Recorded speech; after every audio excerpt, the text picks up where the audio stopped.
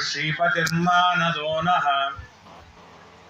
सर्वमङ्गलमाङ्गल्ये शिवे सर्वार्थसाधिके शरण्ये त्र्यम्बके गौरी नारायणि नमोस्तुते। धर्म विज्ञान वैराग्य परमैश्वर्यशालिनः आनन्दतीर्थ भगवत्पदान् वन्दे निरन्तरम्।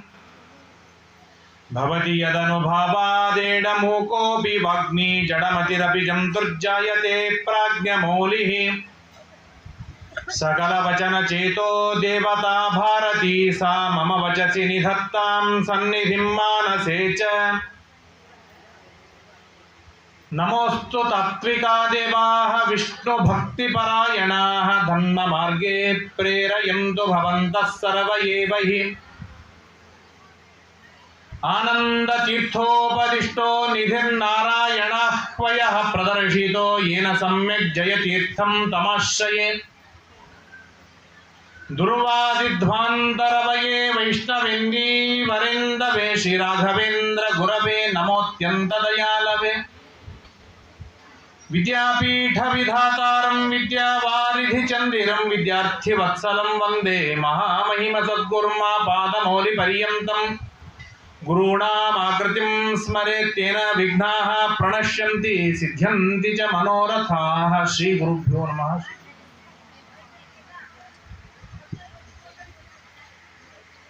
श्रीगुरुभ्यो नमो नमः। हरिः ओम्। श्रीवेङ्कटेशं लक्ष्मीशं अनिष्टघ्नं अभीष्टदं चतुर्मुखे रतनयं श्रीनिवासं भजे निशम्। सर्वमङ्गलमाङ्गल्ये शिवे सर्वार्थसाधिके शरण्ये त्र्यम्बके गौरी नारायणि नमोस्तुते।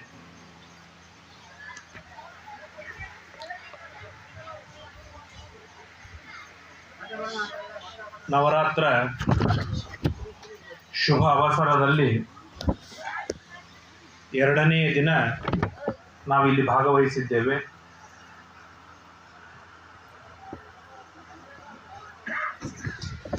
ಇಲ್ಲಿ ಬಂದ ನಾವೆಲ್ಲರೂ ಸಾಮಾನ್ಯವಾಗಿ ಬೇಡುವುದಕ್ಕಾಗಿ ಬಂದಿದ್ದೇವೆ. ಲಕ್ಷ್ಮೀದೇವಿಯನ್ನು ತಿಳಿದುಕೊಳ್ಳುವುದಕ್ಕೆ, ಲಕ್ಷ್ಮೀದೇವಿಯ ಮಹಿಮೆಯನ್ನು ಅರಿತುಕೊಳ್ಳುವುದಕ್ಕೆ, ಆ ಲಕ್ಷ್ಮೀದೇವಿಯನ್ನು ಸಂತೋಷಪಡಿಸುವ ಉದ್ದೇಶ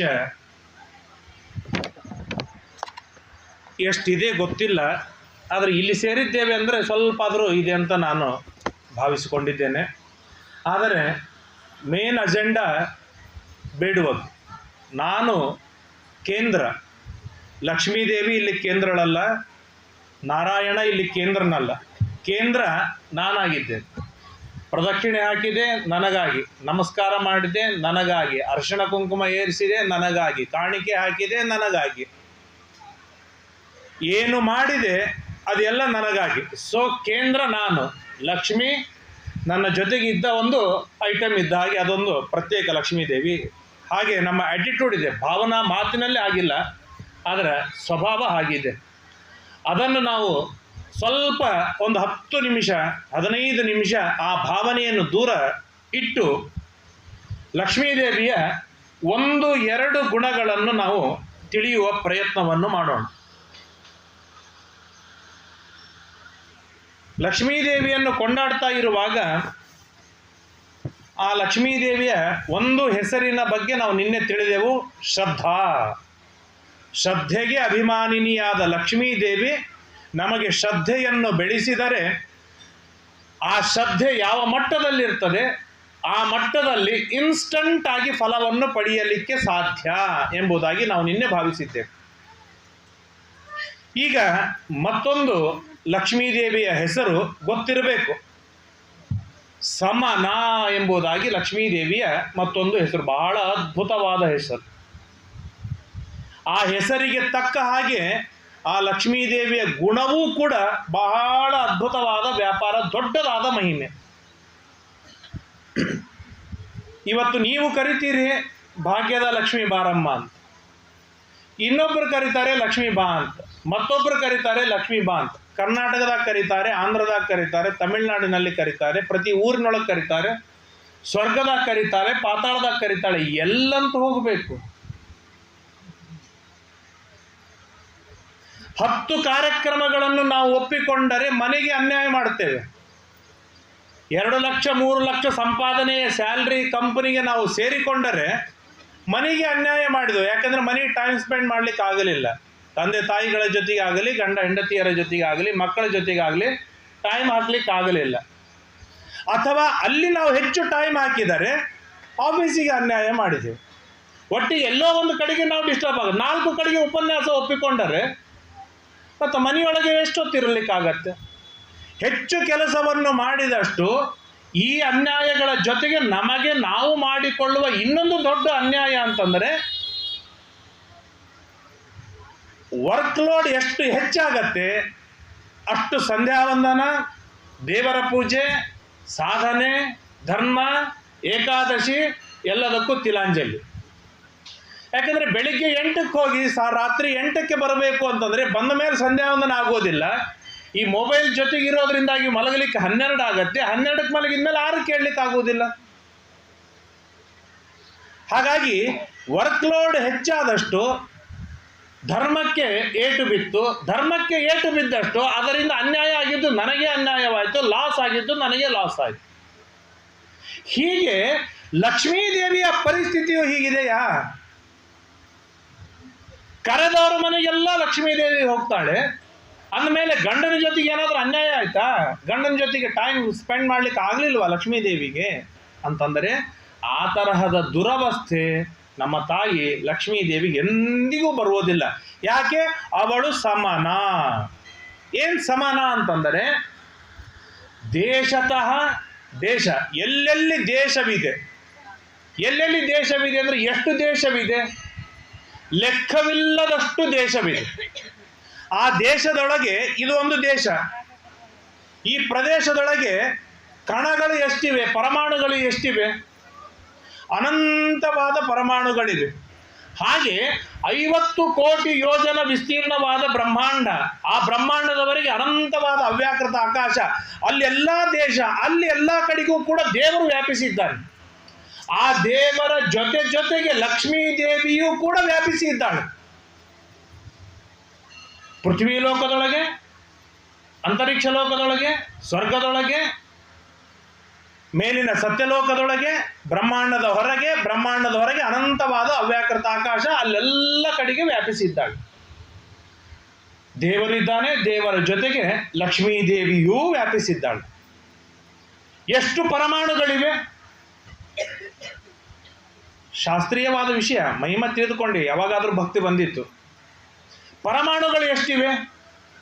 ಎಷ್ಟು ಪರಮಾಣುಗಳಿವೆ ಅಂತಂದರೆ, ಒಂದು ಸಣ್ಣ ಪರಮಾಣು ಅಂದರೆ ಸಣ್ಣ ಈ ಬೆಳಕಿಂಡಿಯೊಳಗೆ ಏನಂತಾರೆ, ಸಣ್ಣ ಕಣಗಳು ಕಾಣಿಸುತ್ತೆ. ಅದರೊಳಗೆ ಸಣ್ಣದಾದ ಪರಮಾಣುವನ್ನು ನಾವು ಆರಿಸಿಕೊಂಡ್ರೆ ಅದರೊಳಗೆ 12 ಭಾಗವಿದೆ ಅಂತ ನಮ್ಮ ಮತದವರು ಅಲ್ಲದವರು ಹೇಳ್ತಾರೆ. ಅಲ್ಲಿ ಕಾಣುವ ಅತಿ ಸಣ್ಣ ಕಣದೊಳಗೆ 12 ಭಾಗವಿದೆ ಅಂತ. ನಮ್ಮ ಶ್ರೀಮದಾಚಾರ್ಯ ಹೇಳೋದು ಅದರೊಳಗೆ ಅನಂತ ಪರಮಾಣುಗಳಿವೆ ಅಂತ. ಒಂದೊಂದು ಪರಮಾಣುವಿನೊಳಗೆ ಅನಂತ ಜೀವರಾಶಿಗಳಿದ್ದಾರೆ. ಅಂದರೆ ಅನಂತ ಜೀವರಾಶಿಗಳು, ಅನಂತ ಪರಮಾಣುಗಳು, ಆ ಅನಂತ ಪರಮಾಣು ಇಂಟು ಅನಂತ, ಅಷ್ಟೆಲ್ಲ ಜೀವರಾಶಿಗಳಲ್ಲಿ ವ್ಯಾಪಿಸಿದ್ದಾಳೆ ಲಕ್ಷ್ಮೀದೇವಿ. ಅದನ್ನು ಬಿಟ್ಟು ಬ್ರಹ್ಮಾಂಡ, ಆ ಬ್ರಹ್ಮಾಂಡದ ಹೊರಗೆ ಎಲ್ಲ ಕಡೆಗೆ ವ್ಯಾಪ್ತನಾದ, ದಾಸರು ಹಾಡಿನಲ್ಲಿ ಹೇಳಿದಂತೆ, ಪರಿಪೂರ್ಣ ಗೋವಿಂದ ಪ್ರಸಿದ್ಧ ಹಾಡು, ಅಣು ಮೊದಲು ಮಾಡಿಕೊಂಡು ತೃಣಕಾಷ್ಠದವರೆಗೆ ಎಲ್ಲ ಕಡೆಗೆ ವ್ಯಾಪಿಸಿರ್ತಕ್ಕಂಥ ಆ ಭಗವಂತನ ಜೊತೆಗೆ ವ್ಯಾಪಿಸಿ ಇದ್ದಾಳೆ ಲಕ್ಷ್ಮೀದೇವಿ. ಆದ್ದರಿಂದಾಗಿ ಆ ಲಕ್ಷ್ಮೀದೇವಿಯ ಹೆಸರೇನು? ಸಮನ. ಸಮಃ ನಾ ಪರಮಪುರುಷ, ಪರಮಪುರುಷನಾದ ಭಗವಂತ ಎಲ್ಲ ಕಡೆಗೆ ಇದ್ದಾನೆ. ಅವನ ಜೊತೆಗೆ ದೇಶತಃ ಇಕ್ಕೋಲಾಗಿ ಸಮನಾಗಿದ್ದಾಳೆ ಲಕ್ಷ್ಮೀದೇವಿ. ಆದ್ದರಿಂದಾಗಿ ಆ ಲಕ್ಷ್ಮೀದೇವಿಯನ್ನು ಸಮನ ಅಂತ ಕರೀತಾರೆ. ಹಾಗಾಗಿ ಟೆನ್ಷನ್ ಮಾಡಿಕೊಳ್ಳಬೇಕಾದ ಅವಶ್ಯಕತೆ ಇಲ್ಲ. ಅವ್ರ್ಯಾರೋ ದೊಡ್ಡವರು ಕರೆದಿದ್ದಾರೆ, ಆದ್ರಿಂದಾಗಿ ಲಕ್ಷ್ಮೀದೇವಿ ಅಲ್ಲಿ ಹೋದ್ಲು, ನನ್ನ ಮನೆ ಎಲ್ಲಿಂದ ಬರ್ತಾಳೆ ಎನ್ನುವ ಚಿಂತೆಯೇ ಇಲ್ಲ. ಎಲ್ಲ ಕಡೆಗೆ ವ್ಯಾಪಿಸಿದ್ದ ಲಕ್ಷ್ಮೀದೇವಿ ಯಾರು ಕರೀತಾರೆ ಅವರೆಲ್ಲರ ಮನೆಗೆ ತಾನು ಓಡಿ ಬರ್ತಾಳೆ ಲಕ್ಷ್ಮೀದೇವಿ. ಅವಳು ಸಮನ ಆದದ್ದರಿಂದ. ಎಲ್ಲಿ ಲಕ್ಷ್ಮೀದೇವಿ ಇದ್ದಾಳೆ ಅಲ್ಲಿ ಶ್ರೀಮಂತಿಕೆ ಇದೆ, ದಾರಿದ್ರ್ಯವಿಲ್ಲ. ಈಗ ನಾವು ಒಂದು ಪ್ರಶ್ನೆಯನ್ನು ಮಾಡಿಕೊಳ್ಳೋಣ, ನಾನು ಮಾಡೋದಿಲ್ಲ, ನಾವು ಮಾಡಿಕೊಳ್ಳೋಣ. ನಾವು ಶ್ರೀಮಂತರೋ ದರಿದ್ರರು? ಬಹಳ ಶ್ರೀಮಂತರಿದ್ದೇವೆ ನಾವು. ಎಲ್ಲರಿಗೂ, ಅಂಬಾನಿಗೂ ಅನಿಸ್ಬೋದು ನಾನು ದರಿದ್ರ ಇದ್ದೀನಿ, ನನಗಿನ್ನೂ ಹಣ ಬೇಕು ಅಂತ. ಆದರೆ ನಾವು ಬಹಳ ಶ್ರೀಮಂತ ಇದ್ದೀವಿ, ಇದು ಸತ್ಯ. ಎಷ್ಟು ಶ್ರೀಮಂತರು ಅಂತಂದರೆ, ಹರಕ ಬಟ್ಟೆಯನ್ನು ಉಟ್ಟುಕೊಂಡು ಓಡಾಡುವರು ಇದ್ದಾರೆ, ಬಟ್ಟೆ ಇಲ್ಲದೆ ರೋಡ್ ಮೇಲೆ ಮಲಗುವವರಿದ್ದಾರೆ, ಬುದ್ಧಿಶಕ್ತಿ ಇಲ್ಲದೆ ಹುಚ್ಚರ ಹಾಗೆ ತಿರುಗುವವರಿದ್ದಾರೆ, ಕೈಕಾಲುಗಳಿಲ್ಲದೆ ತಿರುಗಾಡುವವರಿದ್ದಾರೆ, ದಿನದ ಅನ್ನಕ್ಕಾಗಿ ಒದ್ದಾಡುವವರಿದ್ದಾರೆ. ನಾವು ಎಷ್ಟು ಅನ್ನ ಚೆಲ್ತೇವೆ? ಶ್ರೀಮಂತಿಕೆ ಇದ್ದವರೇ ಚೆಲ್ತಾರೆ, ಬಡವರು ಎಂದಿಗೂ ಚೆಲ್ಲೋದಿಲ್ಲ.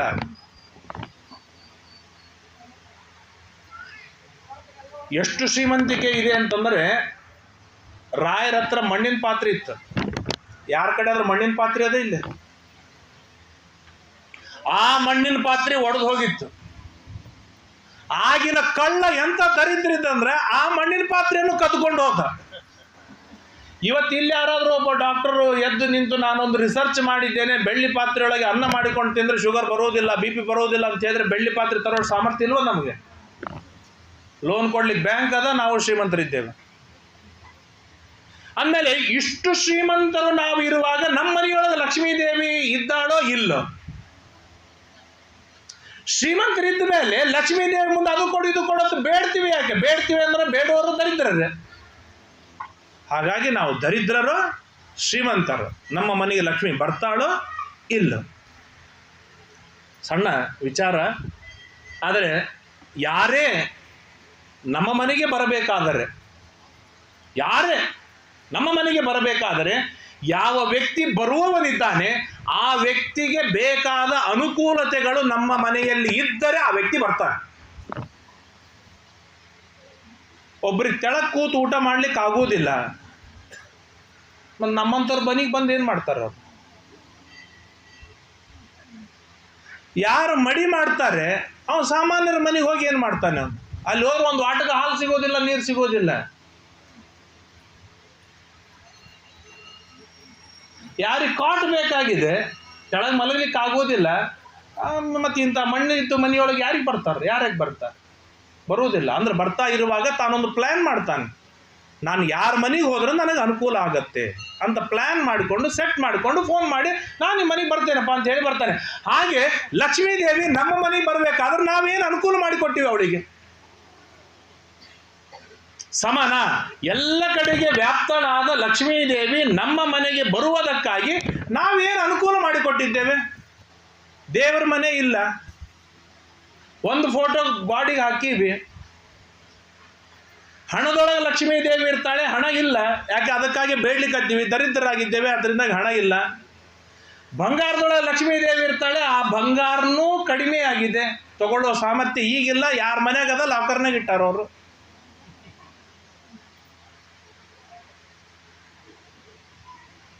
ಇನ್ನು ಈ ಸೌಭಾಗ್ಯ ಮಂಗಳ ದ್ರವ್ಯಗಳಲ್ಲಿ ಇರ್ತಾರೆ. ಈಗ ಯಾರ ಮನೆಗೂ ಮಂಗಳ ದ್ರವ್ಯಗಳು ಸಿಗೋದಿಲ್ಲ.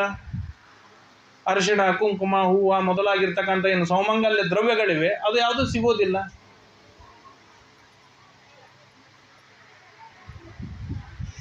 ಇನ್ನು ಎಲ್ಲಿ ಲಕ್ಷ್ಮೀದೇವಿ ಬರುವುದಿಲ್ಲ? ಪ್ಲಾಸ್ಟಿಕ್ ಸಾಮಾನುಗಳು ಇದ್ದಲ್ಲಿ ಬರುವುದಿಲ್ಲ. ಯಾಕೆ? ಅದೆಲ್ಲ ದರಿದ್ರ ಅವಳಿಗೆ ಸೇರೋದಿಲ್ಲ. ನಮ್ಮ ಮನ್ಯಾಗ ದುಡ್ಡು ಹೆಚ್ಚದ್ರೆ ಪ್ಲಾಸ್ಟಿಕ್ ಸಾಮಾನುಗಳು ಹೆಚ್ಚವನ್ನ. TV plastic, washing machine plastic, ಕುರ್ಚಿ ಪ್ಲಾಸ್ಟಿಕ್ಕು, ಕಾಟ್ ಪ್ಲಾಸ್ಟಿಕ್ಕು, ಮಂಚ ಪ್ಲಾಸ್ಟಿಕ್ಕು, ಏನಂತಾರೆ ಮೊಬೈಲು, ಚಸ್ಮಾ, ಎಲ್ಲ ಪ್ಲಾಸ್ಟಿಕ್ ಮಯನೇ. ಹೀಗಾದ್ರೆ ಆ ಲಕ್ಷ್ಮೀದೇವಿ ಎಲ್ಲಿಂದ ಎಷ್ಟರ ಮಟ್ಟಿಗೆ ಅಂತಂದ್ರೆ ಆ ಹಾಲಿನ ಪ್ಯಾಕೆಟ್ ಕಟ್ ಮಾಡಿ ಇಟ್ಕೋತಾರೆ. ಅದರಿಂದ ಏನು ಬಂಗಾರ ಸಂಪಾದನೆ ಮಾಡ್ತಾರೋ ಗೊತ್ತಿಲ್ಲ. ಅದನ್ನು ತೊಳೆದು ಚೆಂದಾಗಿ ಜೋಡಿಸಿ ಅದನ್ನೆಲ್ಲ ಮಟ್ಟಸಾಗಿ ಮಾಡಿ ಇಸ್ತ್ರಿ ಮಾಡಿ ಇಟ್ಟಿರ್ತಾರೆ. ಅಂದರೆ ಲಕ್ಷ್ಮೀದೇವಿ ಬರುವುದಕ್ಕೆ ಅನುಕೂಲವಾಗದೇ ಇರುವಂತೆ ನಮ್ಮ ಮನೆಯನ್ನು ನಾನು ಸರಂಜಾಮ ಮಾಡಿಕೊಂಡಾಗ, ವ್ಯವಸ್ಥೆ ಮಾಡಿ ಇಟ್ಟುಕೊಂಡಾಗ ಎಲ್ಲಿಂದ ಬರಬೇಕು ಲಕ್ಷ್ಮೀದೇವಿ? ಗಂಡಗೆ ಊಟಕ್ಕೆ ಕರೆದ್ರೆ ಹೆಂಡತಿ ಓಡಿ ಬರ್ತಾಳೆ, ಗಂಡಗೆ ಊಟನೇ ಇಲ್ಲ ನಮ್ಮ ಮನೆಯೊಳಗೆ.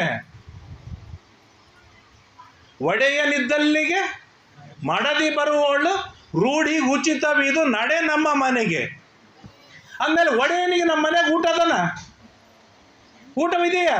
ಊಟ ಕಾಣ್ತಾನ ನಮ್ಮ ಮನೆಯೊಳಗೆ ದೇವ್ರು. ಅವನ ದಾರಿದ್ರ್ಯ ಅಂತದ್ದಿದೆ, ಅವನ ಹಣೆ ಬಾರಿ ಅಂತದ್ದಿದೆ. ಅವನ ಭಕ್ತರು ನಾವು, ಭಕ್ತರ ಮನೆಯೊಳಗೆ ಅವನಿಗೆ ಒಂದು ಹೊತ್ತಿನ ಊಟ ಸಿಗೋದಿಲ್ಲ, ಎಷ್ಟು ಮನೆಯೊಳಗೆ ಸಿಗೋದಿಲ್ಲ. ಆಮೇಲೆ ಹೀಗಿದ್ದಾಗ ಲಕ್ಷ್ಮೀದೇವಿ ಎಲ್ಲಿಂದ ಬರಬೇಕು? ಆದ್ದರಿಂದಾಗಿ ಈ ಸಮನಾ ನಾಮಗಳಾದ ಲಕ್ಷ್ಮೀದೇವಿಯಲ್ಲಿ ನಾವು ಪ್ರಾರ್ಥನೆಯನ್ನು ಮಾಡಬೇಕಾಗಿರೋದಿಷ್ಟೇ. ನಾನು ನಿನ್ನೆನೂ ಹೇಳಿದ್ದೇನೆ, ಇವತ್ತು ಹೇಳ್ತೇನೆ, ಮತ್ತೆ ನಾಳೆನೂ ಹೇಳ್ತೇನೆ. ನನಗೆ ನಿನ್ನ ಮನೆಯೊಳಗೆ, ನನ್ನ ಮನೆಯೊಳಗೆ ನಿನ್ನ ಗಂಡನ ಪೂಜೆ ಆಗಬೇಕು, ನಿನ್ನ ಗಂಡಗೆ ಊಟಕ್ಕೆ ಹಾಕಬೇಕು. ಆ ಸೌಭಾಗ್ಯ ಕೊಡುವುದಾದರೆ ನೀನು ಅನುಗ್ರಹ ಮಾಡು. ಇಲ್ಲೇ ಇದ್ದರೆ ನಮ್ಮಪ್ಪ ನನಗೆ ಊಟಕ್ಕೆ ಹಾಕೋಷ್ಟು ಮನೆ ಕೊಟ್ಟಾನ, ಆಸ್ತಿ ಕೊಟ್ಟಾನ, ಗಳಿಸಿಟ್ಟಾನ, ನನಗೆ ಊಟ ಆಗತ್ತೆ. ಸೊ ನನಗೆ ನಿನ್ನ ಹತ್ರ ಬೇಡ್ಲಿಕ್ಕೆ ಬರಬೇಕಾದ ಅವಶ್ಯಕತೆ ನನಗಿಲ್ಲ. ನಾನೇನು ಬೇಡ್ಲಿಕ್ಕೆ ಬಂದೀನಿ, ನೀನು ಬೇಡ್ತಿ, ನೀ ನನಗೆ ಕೊಡ್ತಿ ಅಂತಂದರೆ ನಿನ್ನ ಗಂಡನ ಪೂಜೆ, ನಿನ್ನ ಗಂಡನಿಗೆ ಊಟ ನನ್ನ ಮನೆಯೊಳಗೆ ತಪ್ಪದೇ ಆಗಬೇಕು. ಆ ನಿನ್ನ ಗಂಡನ ಎಲೆಯಲ್ಲಿ ಇರುವ ಅನ್ನವನ್ನೇ ನಿನಗೆ ಊಟಕ್ಕೆ ಹಾಕಿ ನಾನು ಊಟ ಮಾಡ್ತೇನೆ. ಈ ಸೌಭಾಗ್ಯವನ್ನು ನನಗೆ ಕರುಣಿಸುವುದಾದರೆ ನೀನು ನನಗೆ ಅನುಗ್ರಹವನ್ನು ಮಾಡು. ಇಲ್ಲದೆ ಇದ್ರೆ ನಿನ್ನ ಅನುಗ್ರಹ ನನಗೆ ಬೇಕಿಲ್ಲ. ಶ್ರೀಮಂತಿಕೆ ಕೊಟ್ಟು, ಸೊಕ್ಕು ಬಂತು, ಮನೆ ಕಟ್ಟಿದಿ, ದೇವರಿಗೆ ಸ್ಥಾನವಿಲ್ಲ, ದುಡ್ಡು ಬಂತು, ಪೂಜೆ ಇಲ್ಲ, ದುಡ್ಡು ಬಂತು, ಇನ್ನೊಂದಿಲ್ಲ, ಮನೆಯೊಳಗೆ ಎಷ್ಟು ಇವತ್ತು ಯಾವ ಸೀರೆ ಉಡಬೇಕನ್ನೋ ಟೆನ್ಷನ್ ಆಗೋಷ್ಟು ಬಟ್ಟೆ ಬಂತು, ದೇವರಿಗೆ ಒಂದು ತುಂಡು ಬಟ್ಟೆ ಇರೋದಿಲ್ಲ, ಆಗುವುದಿಲ್ಲ. ಇದು ಫ್ಯಾಕ್ಟ್ ಸಮಸ್ಯೆ ಇದು. ಹಾಗಾಗಿ ಆ ಯಾವ ಪದಾರ್ಥಗಳಿಂದಲೂ ಕೂಡ ನಿನ್ನ ಆರಾಧನೆ ಆಗೋದಿಲ್ಲ. ನಿನ್ನ ಆರಾಧನೆ ಆಗೋದು ನನ್ನ ಮನೆಯೊಳಗೆ ನಿನ್ನ ಗಂಡನ ಪೂಜೆ ಆಯಿತು, ನನ್ನ ಮನೆಯೊಳಗೆ ನಿನ್ನ ಗಂಡನ ಊಟ ಆಯಿತು ಅಂತಂದರೆ ಆಗ ನನ್ನ ಜೀವನ ಸೌಭಾಗ್ಯವಾಗತ್ತೆ, ನನ್ನ ಜೀವನ ಸಾರ್ಥಕವಾಗತ್ತೆ, ಇಂತಿಂಥ ಕ್ಷೇತ್ರಕ್ಕೆ ಬಂದದ್ದು ನನಗೆ ಒಳಿತಾಗತ್ತೆ ಎನ್ನುವ ಪ್ರಾರ್ಥನೆಯನ್ನು ಲಕ್ಷ್ಮೀ ದೇವಿಯಲ್ಲಿ ಅವಶ್ಯವಾಗಿ ಪ್ರಾರ್ಥನೆಯನ್ನು ಮಾಡೋಣ ಅಂತ. ಆ ಲಕ್ಷ್ಮೀದೇವಿ ತನ್ನ ಗಂಡನನ್ನು ಕರೆದುಕೊಂಡು ಓಡಿ ಬರ್ತಾಳೆ. ಆ ಲಕ್ಷ್ಮೀದೇವಿಯ ಹೆಸರು ಸಮನಾ. ಎಲ್ಲ ಕಡೆಗೆ ವ್ಯಾಪ್ತಳಾದ ಲಕ್ಷ್ಮೀದೇವಿ ತನ್ನ ಗಂಡನ ಜೊತೆಗೆ ನನ್ನ ಮನೆಗೆ ಬಂದು ವಾಸಿಸುವಂತೆ ಮಾಡು ಎಂಬುದಾಗಿ, ಒಡೆಯನಿದ್ದಲ್ಲಿಗೆ ಮಡದಿ ಬರುವಳು, ರೂಢಿಗುಚಿತವಿದು ನಡೆ ನಮ್ಮ ಮನೆಗೆ ಎಂಬುದಾಗಿ ಆ ಲಕ್ಷ್ಮೀದೇವಿಯನ್ನು ಪ್ರಾರ್ಥನೆಯನ್ನು ಮಾಡ್ತಾ ಇನ್ನು ಶ್ರೀನಿವಾಸನ ಕೆಲವು ಮಹಿಮೆಗಳನ್ನು ತಿಳಿಯುವ ಪ್ರಯತ್ನವನ್ನು ಮಾಡೋಣ. ಶ್ರೀ ವೆಂಕಟೇಶಂ ಲಕ್ಷ್ಮೀಶಂ ಅನಿಷ್ಟಘ್ನಮಭೀಷ್ಟದಂ ಚತುರ್ಮುಖೇ ರತನಯಂ ಶ್ರೀನಿವಾಸಂ ಭಜೆ ನಿಶಂ. ಶತಾನಂದ ಉವಾಚ ಕೃತೆ ವೃಷಾದ್ರಿಂ ವಕ್ಷಂತಿ ತ್ರೇತಾಯಾಮಂಜನಾಚಲಂ ದ್ವಾಪರೇ ಶೇಷಶೈಲೇತಿ ಕಲೋ ಶ್ರೀ ವೆಂಕಟಾಚಲಂ. ಈ ವೆಂಕಟಗಿರಿಗೆ 4 ಯುಗಗಳಲ್ಲಿ 4 ಹೆಸರು ತಾವೆಲ್ಲ ಕೇಳಿದ್ದೀರಾ. ಅದರಿಂದಾಗಿ ಇದರ ಬಗ್ಗೆ ಬಹಳ ವಿವರಣೆಯನ್ನು ಕೊಡೋದಿಲ್ಲ. ಕೃತಯುಗದೊಳಗೆ ವೃಷಭಾಚಲ, ತ್ರೇತಾಯುಗದಲ್ಲಿ ಅಂಜನಾಚಲ, ದ್ವಾಪರ ಯುಗದಲ್ಲಿ ಶೇಷಾಚಲ, ಕಲಿಯುಗದೊಳಗೆ ವೆಂಕಟಾಚಲ ಎಂಬುದಾಗಿ ಒಂದು ಬೆಟ್ಟಕ್ಕೇನೆ 4 ಯುಗಗಳಲ್ಲಿ 4 ಹೆಸರುಗಳು ಬರುತ್ತೆ. ಇಷ್ಟು ಹೇಳಿದಾಗ ನಮಗೆ ಸಂತೋಷವಾಯಿತು. ಆಚಾರ ಅಂದರೆ ಹೇಳುವುದಿಲ್ಲ, ಭಾಳ ವಿವರಣೆ ಮಾಡೋದಿಲ್ಲ ಅಂದ್ರೆ ಲೋಗನೆ ಮುಗಿಸ್ತಾರ ಅಂತ ಖುಷಿ ಆಯಿತು. ಆದರೆ ಜನಕರಾಜನಿಗೆ ಖುಷಿ ಆಗಲಿಲ್ಲ. ನನಗೆ ಇಷ್ಟು ಹೇಳಿದ್ರೆ ಉಪಯೋಗ ಇಲ್ಲ, ಆದರೂ ವಿವರಣೆ ಮಾಡಿ ತಿಳಿಸಿ ಅಂತಂದು. ಆಗ ಜನಕರಾಜ ಹೇಳ್ತಾರೆ, ಏನಿಲ್ಲ. ಜನಕರಾಜನಿಗೆ ಶತಾನಂದ್ರ ಹೇಳ್ತಾರೆ, ಪುರಾತು ವೃಷಭೋ ನಾಮ ರಾಕ್ಷಸೋ ವೃಕ್ಷ ಕರ್ಮಕೃತ. ಹಿಂದೆ ವೃಷಭ ಎನ್ನುವಂಥ ರಾಕ್ಷಸ ಇದ್ದ. ಆ ರಾಕ್ಷಸ ಕೆಟ್ಟ ಕೆಲಸಗಳನ್ನು ಮಾಡ್ತಾ ಇದ್ದ. ಆ ಶೇಷಾಚಲವನ್ನು ವ್ಯಾಪಿಸಿ ತಾನು ಇರ್ತಾ ಇರುವಾಗ, ಆದರೆ ಅವನ ದೈವ ಎಂಥದ್ದು ವಿಚಿತ್ರ ಅಂತಂದರೆ ನಿತ್ಯ ದೇವರ ಪೂಜೆ ಮಾಡಬೇಕು. ವೈಭವದಿಂದ ದೊಡ್ಡ ನರಸಿಂಹದೇವರ ಸಾಲಿಗ್ರಾಮ ವೈಭವದಿಂದ ಪೂಜೆ ಮಾಡಿ ಆ ದೇವರಿಗೆ ನೈವೇದ್ಯ ಮಾಡಬೇಕು. ಏನು ನೈವೇದ್ಯ ಮಾಡಬೇಕು? ತನ್ನನ್ನು ತಾನು ಸಮರ್ಪಣೆಯನ್ನು ಮಾಡಬೇಕು. ತನ್ನನ್ನು ತಾನು ಸಮರ್ಪಣೆ ಅಂತಂದರೆ ಅವನು ರಾಕ್ಷಸ ತನ್ನ ತಲೆ ಕತ್ತರಿಸಿ ದೇವರ ಮುಂದೆ ಇಟ್ಟು ನೈವೇದ್ಯ ಮಾಡಿಬಿಡ್ತಿದ್ದ. ಅದು ಯಾವಾಗ ದೇವರಿಗೆ ನೈವೇದ್ಯ ಮಾಡಿ ಮಂಗಳಾರತಿ ಆಯಿತು, ಆ ತಲೆ ಮತ್ತೆ ಬಂದು ತಾನು ಕುಳಿತುಕೊಡ್ತಾ ಇತ್ತು. ದೇವರ ಪೂಜೆ ಮುಗೀತು ಅಂತಂದರೆ ಮುಗೀತು. ಮುಂದೆ ತನ್ನ ಕೆಲಸಗಳು ಪ್ರಾರಂಭವಾಗಿ ಬಿಡ್ತವೆ. ಕೆಲವ್ರದ್ದು ಹಾಗೆ ಇರುತ್ತೆ. ದೇವರ ಪೂಜೆ ಯಾವಾಗ ಮುಗೀತದ ಅಂತ ಕಾಯ್ತಿರ್ತಾರೆ. ಮುಗಿದ ಕೂಡಲೇ ಕೈಯೊಳಗೆ ಬಿಸಿ ಬಿಸಿದು ಬೇಕು. ಇನ್ನು ಕೆಲವರು ದೇವ್ರ ಪೂಜೆಕ್ಕಿಂತ ಮುಂಚೆನೇ ಬೇಕು, ಅದು ಅವ್ರದ್ದು ಮುಂದಿನದು. ಆದರೆ ದೇವರ ಪೂಜೆ ವ್ರತ ಮುಗಿಯೋ ಸಲ ಕಾಯ್ತಿರ್ತಾರೆ. ಎಂದು ವ್ರತ ಮಾಡೋರು, ಎಂದು ವ್ರತ ಮುಗೀತದ, ಎಂದು ವ್ರತ ಮುಗೀತ, ಇನ್ನು 2 ದಿವಸ, 4 ದಿವಸ, 8 ದಿವಸ, 11 ದಿವಸ ಅಂತೇಳಿ ಮುಗಿದ ಕೂಡಲೇ ಮರು ದಿವಸನೇ ದ್ವಾಸೆ ಆಗಬೇಕಾದ್ರು. ಹಾಗೆ ಅವನು ಇದ್ದ. ಎಲ್ಲ ನಾವೆಲ್ಲ ವೃಷಭಾಸುರನ ವಂಶಸ್ಥರು. ಅವನು ಹೇಗೆ ಅಂದರೆ ದೇವರ ಪೂಜೆ ಆಗೋರಿಗೆ ಶುದ್ಧ. ದೇವರ ಪೂಜೆ ಆಯಿತು, ಹೊಡಿ ಬಡಿ ಕಡಿ ಈ ಕೆಲಸಗಳು ಪ್ರಾರಂಭ ಮಾಡ್ತಿದ್ದ. ಅವನು ನೋಡಿ ಭಾಳ ತಲೆ ಕೆಟ್ಟು ಹೋಯ್ತು. ದೇವತೆಗಳಿಗೆ ಋಷಿಗಳಿಗೆ ಹೋಗಿ ಪ್ರಾರ್ಥನೆಯನ್ನು ಮಾಡಿದಾಗ ಅವನಿಗೆ 8 ವರ್ಷ ಹೀಗೆ ಪೂಜೆ ಮಾಡ್ತಾನಂದ್ರೆ ಏವಂ 5,000 ವರ್ಷಾಣಿ ವಿಗತಾನಿ ಚ 5,000 ವರ್ಷಗಳವರೆಗೆ ಹೀಗೆ ತಾನು ನಡೀತಾ ಇದ್ದ. ಕೊನೆಗೆ ದೇವತೆಗಳಿಗೆ ತಲೆ ಕೆಟ್ಟು ಹೋಗಿ ದೇವರಿಗೆ ಪ್ರಾರ್ಥನೆಯನ್ನು ಮಾಡಿದಾಗ ದೇವರು ಓಡಿ ಬರ್ತಾನೆ. ಓಡಿ ಬಂದು ವೃಷಭ ಕೇಳ್ತಾನೆ, ವೃಷಭ ಏನು ಬೇಕು ಮಾರಾಯ, ಇಷ್ಟು 5 ವರ್ಷಗಳಿಂದ ಪೂಜೆ ಮಾಡ್ಲಿಕ್ಕತ್ತಿ, ನನ್ನ ಆರಾಧನೆ ಮಾಡ್ಲಿಕ್ಕತ್ತಿ, ಏನು ಬೇಕು ಹೇಳು ಅಂತ ಹೇಳಿದಾಗ ಅವನು ಪ್ರಾರ್ಥನೆ ಮಾಡಿದ, ಕೇಶವ ಅನಂತ ಗೋವಿಂದ ಶ್ರೀನಿವಾಸ ಸುರೋತ್ತಮ ನಚ ಮೋಕ್ಷಂ. ಕೆಲವರು ಹೀಗೆ ಇರ್ತಾರೆ, ಭಾರಿ ವಿಚಿತ್ರವಾದ ವ್ಯಕ್ತಿತ್ವ. ದೇವರ ಎದುರಿಗೆ ಬಂದು ನಿಂತಾನೆ, ಏನೋ ಬೇಕು ಅಂತ ಕೇಳಿದ್ರೆ ನನಗೆ ಮೋಕ್ಷ ಬೇಡ, ನನಗೆ ಸ್ವರ್ಗ ಬೇಡ, ನನಗೆ ಬ್ರಹ್ಮ ಪದವಿ ಬೇಡ, ಮತ್ತು ಇನ್ನೇನೇ ಬೇಕು ನಿನಗೆ? ಏನಿಲ್ಲ, ನಿನ್ನ ಜೊತೆ ಯುದ್ಧ ಮಾಡಬೇಕು ಅಂದ. ಯಾಕೋ ಮಾರಾಯ ನನ್ನ ಜೊತೆಗೆ ಯಾಕೆ ಯುದ್ಧ? ಇಲ್ಲ, ನೀನು ಭಾಳ ಸಮರ್ಥ ಶಕ್ತಿಶಾಲಿ ಅಂತ ಕೇಳೀನಿ ನಾನು, ಆದರೆ ಲೈವ್ ಆಗಿ ಅನುಭವಿಸಿದ ಹೊರತು ಗೊತ್ತಿಲ್ಲ. ಈಗಿನ ಹುಡುಗರದ ಅಜೆಂಡಾ ಆಗೇ ಇರ್ತದೆ, ಅದು ಬಿರಿಯಾನಿ ಭಾರಿ ಅದ, ಪಾನಿಪುರಿ ಭಾರಿ ಅದ, ಪಿಜ್ಜಾ ಎಲ್ಲ ಅದು ಕೇಳಿದ್ರೆ ಉಪಯೋಗ ಇಲ್ಲರಿ ಆಚಾರ. ಒಮ್ಮೆ ತಿಂದು ನೋಡಿದ್ರೆ ಮಜಾ ಇರ್ತದೆ. ಒಮ್ಮೆ ತಿಂದ ಮೇಲೆ ಮತ್ತೆ 2ನೇ ಸಲ ಅದು ಬೆತ್ತು ಬೇಕು, ಅದು 3ನೇ, ಆಮೇಲೆ ಅದು ಚಟವಾಗಿ ಬಿಡುತ್ತದೆ. ಇನ್ನು ಮನೆ ಅಡಿಗೆನೇ ರುಚಿಸಂಗಿಲ್ಲ. ಆಮೇಲೆ ಏನು ಹೊರಗೆ ಆರಾಮಾಗಿ ಹೊರಗೆ ಊಟ ಮಾಡಿದರೆ ಮೇಯುವುದು ಅಂತಾರೆ, ಮನೆಯೊಳಗೆ ತಿಂದರೆ ಅದಕ್ಕೆ ಊಟ ಮಾಡುವುದು ಅಂತ.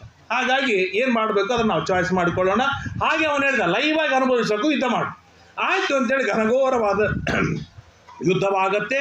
ಯುದ್ಧವಾದ ಮೇಲೆ ಕೊನೆಗೆ ಹೇಳ್ತಾನೆ, ಇನ್ನು ನಿನ್ನ ಸಂಹಾರ ಮಾಡೋನಿದ್ದೀನಿ, ಲಾಸ್ಟ್ ಆಪ್ಷನ್ ಕೊಡ್ತೀನಿ, ಏನು ಬೇಕು ಹೇಳು. ಏನಿಲ್ಲ, ನಿನ್ನ ಚಕ್ರದಿಂದ ನಾನು ಸಾಯಬೇಕು, ಅಷ್ಟೇ ಅಲ್ಲದೇನೆ ಈ ಬೆಟ್ಟಕ್ಕೆ ನನ್ನ ಹೆಸರು ಬರಬೇಕು. ಕೆಲವ್ರದ್ದು ಅಪೇಕ್ಷೆ ಆಗಿರ್ತದೆ. ಒಮ್ಮೆ ಹೋಗಿದ್ದೆ ನಾವು ಒಂದು ಕಡೆಗೆ, ಜೋರಾಗಿ ಫ್ಯಾನ್ ಹಚ್ಚಿದ್ರು, ಹಿಂಗೆ ಶೆಕೆ ಎಲ್ಲ ಸಮಸ್ಯೆ ಇತ್ತು, ಜೋರಾಗಿ ಫ್ಯಾನ್ ಹಚ್ಚಿದ್ರು. ಅಜ್ಜ ಇದ್ರಿಂದ ಫ್ಯಾನ್ ಆರಿಸ್ರಿ ಅಂದವನು. ಯಾಕು ಅಂತಂದ್ರೆ ಆ ಫ್ಯಾನಿನ ಮೇಲೆ ಹೆಸರು ನಂದು ಕಾಣಿಸಂಗಿಲ್ಲ ಅಂದವನ್ನ. ನಾನಂದೆ, ನಿನ್ನ ಹೆಸರು ದೇವರಿಗೆ ಗುರ್ತಾಗಬೇಕು ಹೊರತು ಫ್ಯಾನಿಗೆ ಗೊತ್ತಾದ್ರೆ ಉಪಯೋಗ ಇಲ್ಲ, 4 ಮಂದಿಗೆ ಗೊತ್ತಾದ್ರೆ ಉಪಯೋಗ ಇಲ್ಲ, ದೇವರಿಗೆ ಗೊತ್ತಾಗಬೇಕು ನಮ್ಮ ಹೆಸರು. ಅವನ ಹಾಗೆ ಬೇಡ್ಬಿಟ್ಟ ಹುಚ್ಚ. ಏನಂತೆ, ಈ ಬೆಟ್ಟಕ್ಕೆ ನನ್ನ ಹೆಸರು ಬರಲಿ ಅಂತಂದ. ಆಯ್ತು ತಗೋ, ಇವತ್ತಿಂದ ಈ ಬೆಟ್ಟಕ್ಕೆ ನಿನ್ನ ಹೆಸರು ಬರ್ತದೆ ಅಂತ ಹೇಳಿದ್ರು. ಅವತ್ತಿನಿಂದ ಆ ಬೆಟ್ಟ ವೃಷಭಾಚಲ ಅಂತ ಪ್ರಸಿದ್ಧವಾಯಿತು. ಅವನನ್ನು ಸಂಹಾರವನ್ನು ಮಾಡಿದ ವೃಷಭಾಚಲ. ಹೀಗೆ ಕೃತಯುಗದೊಳಗೆ ವೃಷಭಾಚಲ ಅಂತ ಹೆಸರು ಬಂತು. ಜನಕ ಕಥಂ ಅಂಜನ ಶೈಲೇತಿ, ತ್ರೇತಾಯುಗದೊಳಗೆ ಅಂಜನಾಚಲ ಅಂತೇಳಿ ಯಾಕಪ್ಪ ಹೆಸರು ಬಂತು ಹೇಳು ಅಂತ ಕೇಳಿದಾಗ ಶತಾನಂದರು ಹೇಳ್ತಾರೆ, ಪುರಾ ಕೇಸರಿನ ಪತ್ನಿ ಹೆಂಜನ ಕಂಜಲೋಚನ. ಹಿಂದಿನ ತ್ರೇತಾಯುಗದೊಳಗೆ ಅಂಜನಾದೇವಿ ಇರ್ತಾಳೆ, ಕೇಸರಿಯ ಮಡದಿ. ಆ ಅಂಜನಾದೇವಿಗೆ ಅನೇಕ ವರ್ಷಗಳವರೆಗೆ ಸಂತಾನತೆ ಆಗಿರೋದಿಲ್ಲ. ಸಂತಾನ ಆಗುವ ಸಾಮರ್ಥ್ಯವಿದ್ದರೂ ಸಂತಾನವನ್ನು ಪಡೆದಿರುವುದಿಲ್ಲ. ಯಾಕೆ ಅಂತಂದರೆ ಈ ಇತಿಹಾಸ ಕೇಳುವುದರಿಂದ ನಮಗೂ ಒಂದು ಮಾರ್ಗದರ್ಶನವನ್ನು ಮಾಡ್ತಾರೆ, ಭಾರಿ ಅದ್ಭುತವಾಗಿ ಮಾಡ್ತಾರೆ. ಇವತ್ತು ನಾವು ಮನೆಯೊಳಗೆ ಒಂದು ಟೈಲ್ಸ್ ಹಾಕಬೇಕಾದ್ರೆ ಒಂದು 10 ಸಲ ಮೀಟಿಂಗ್ ಮಾಡ್ತೇವೆ. ಯಾವ ಕಲರ್ದು ಹಾಕಬೇಕು, ಯಾವ ಕಂಪ್ನಿದು ಹಾಕಬೇಕು, ಎಂಥದ್ದು ಹಾಕಬೇಕು, ಏನು ಮಾಡಬೇಕು, ಮೊಬೈಲಿನ ಸಲುವಾಗಿ ವಿಚಾರ ಮಾಡ್ತೀವಿ, ಇನ್ನೊಂದ್ರ ಸಲುವಾಗಿ ವಿಚಾರ ಮಾಡ್ತೀವಿ, ಆದರೆ ಸಂತಾನವನ್ನು ಪಡಿಬೇಕಾದಾಗ ಮಾತ್ರ ಅವನು ಎಂಥ ಸಂತಾನ ಇರಬೇಕು ಅಂತ ನಾವು ಪ್ಲ್ಯಾನೇ ಮಾಡೋದಿಲ್ಲ. ಹಾಗಾಗಿ ಅವನು ಕುಡಿಯೋ ನೋಡ್ತಾನೋ, ಹೊಡಿಯೋ ನೋಡ್ತಾನೋ, ಬಡಿಯೋ ನೋಡ್ತಾನೋ, ಏನು ಮಾಡ್ತಾನೆ ದೇವ್ರ ಬಲ. ಅವನು ಹುಟ್ಟಿದವನು ಹುಟ್ಟಿದ್ದೇ ಬಲ. ಯಾಕಂದ್ರೆ ನಮಗೆ ಆ ಥರದ ಅಜೆಂಡಾ ಇಲ್ಲ. ಆಗಿನ ಕಾಲದವ್ರು ಯಾರೂ ಆಗಿರಲಿಲ್ಲ.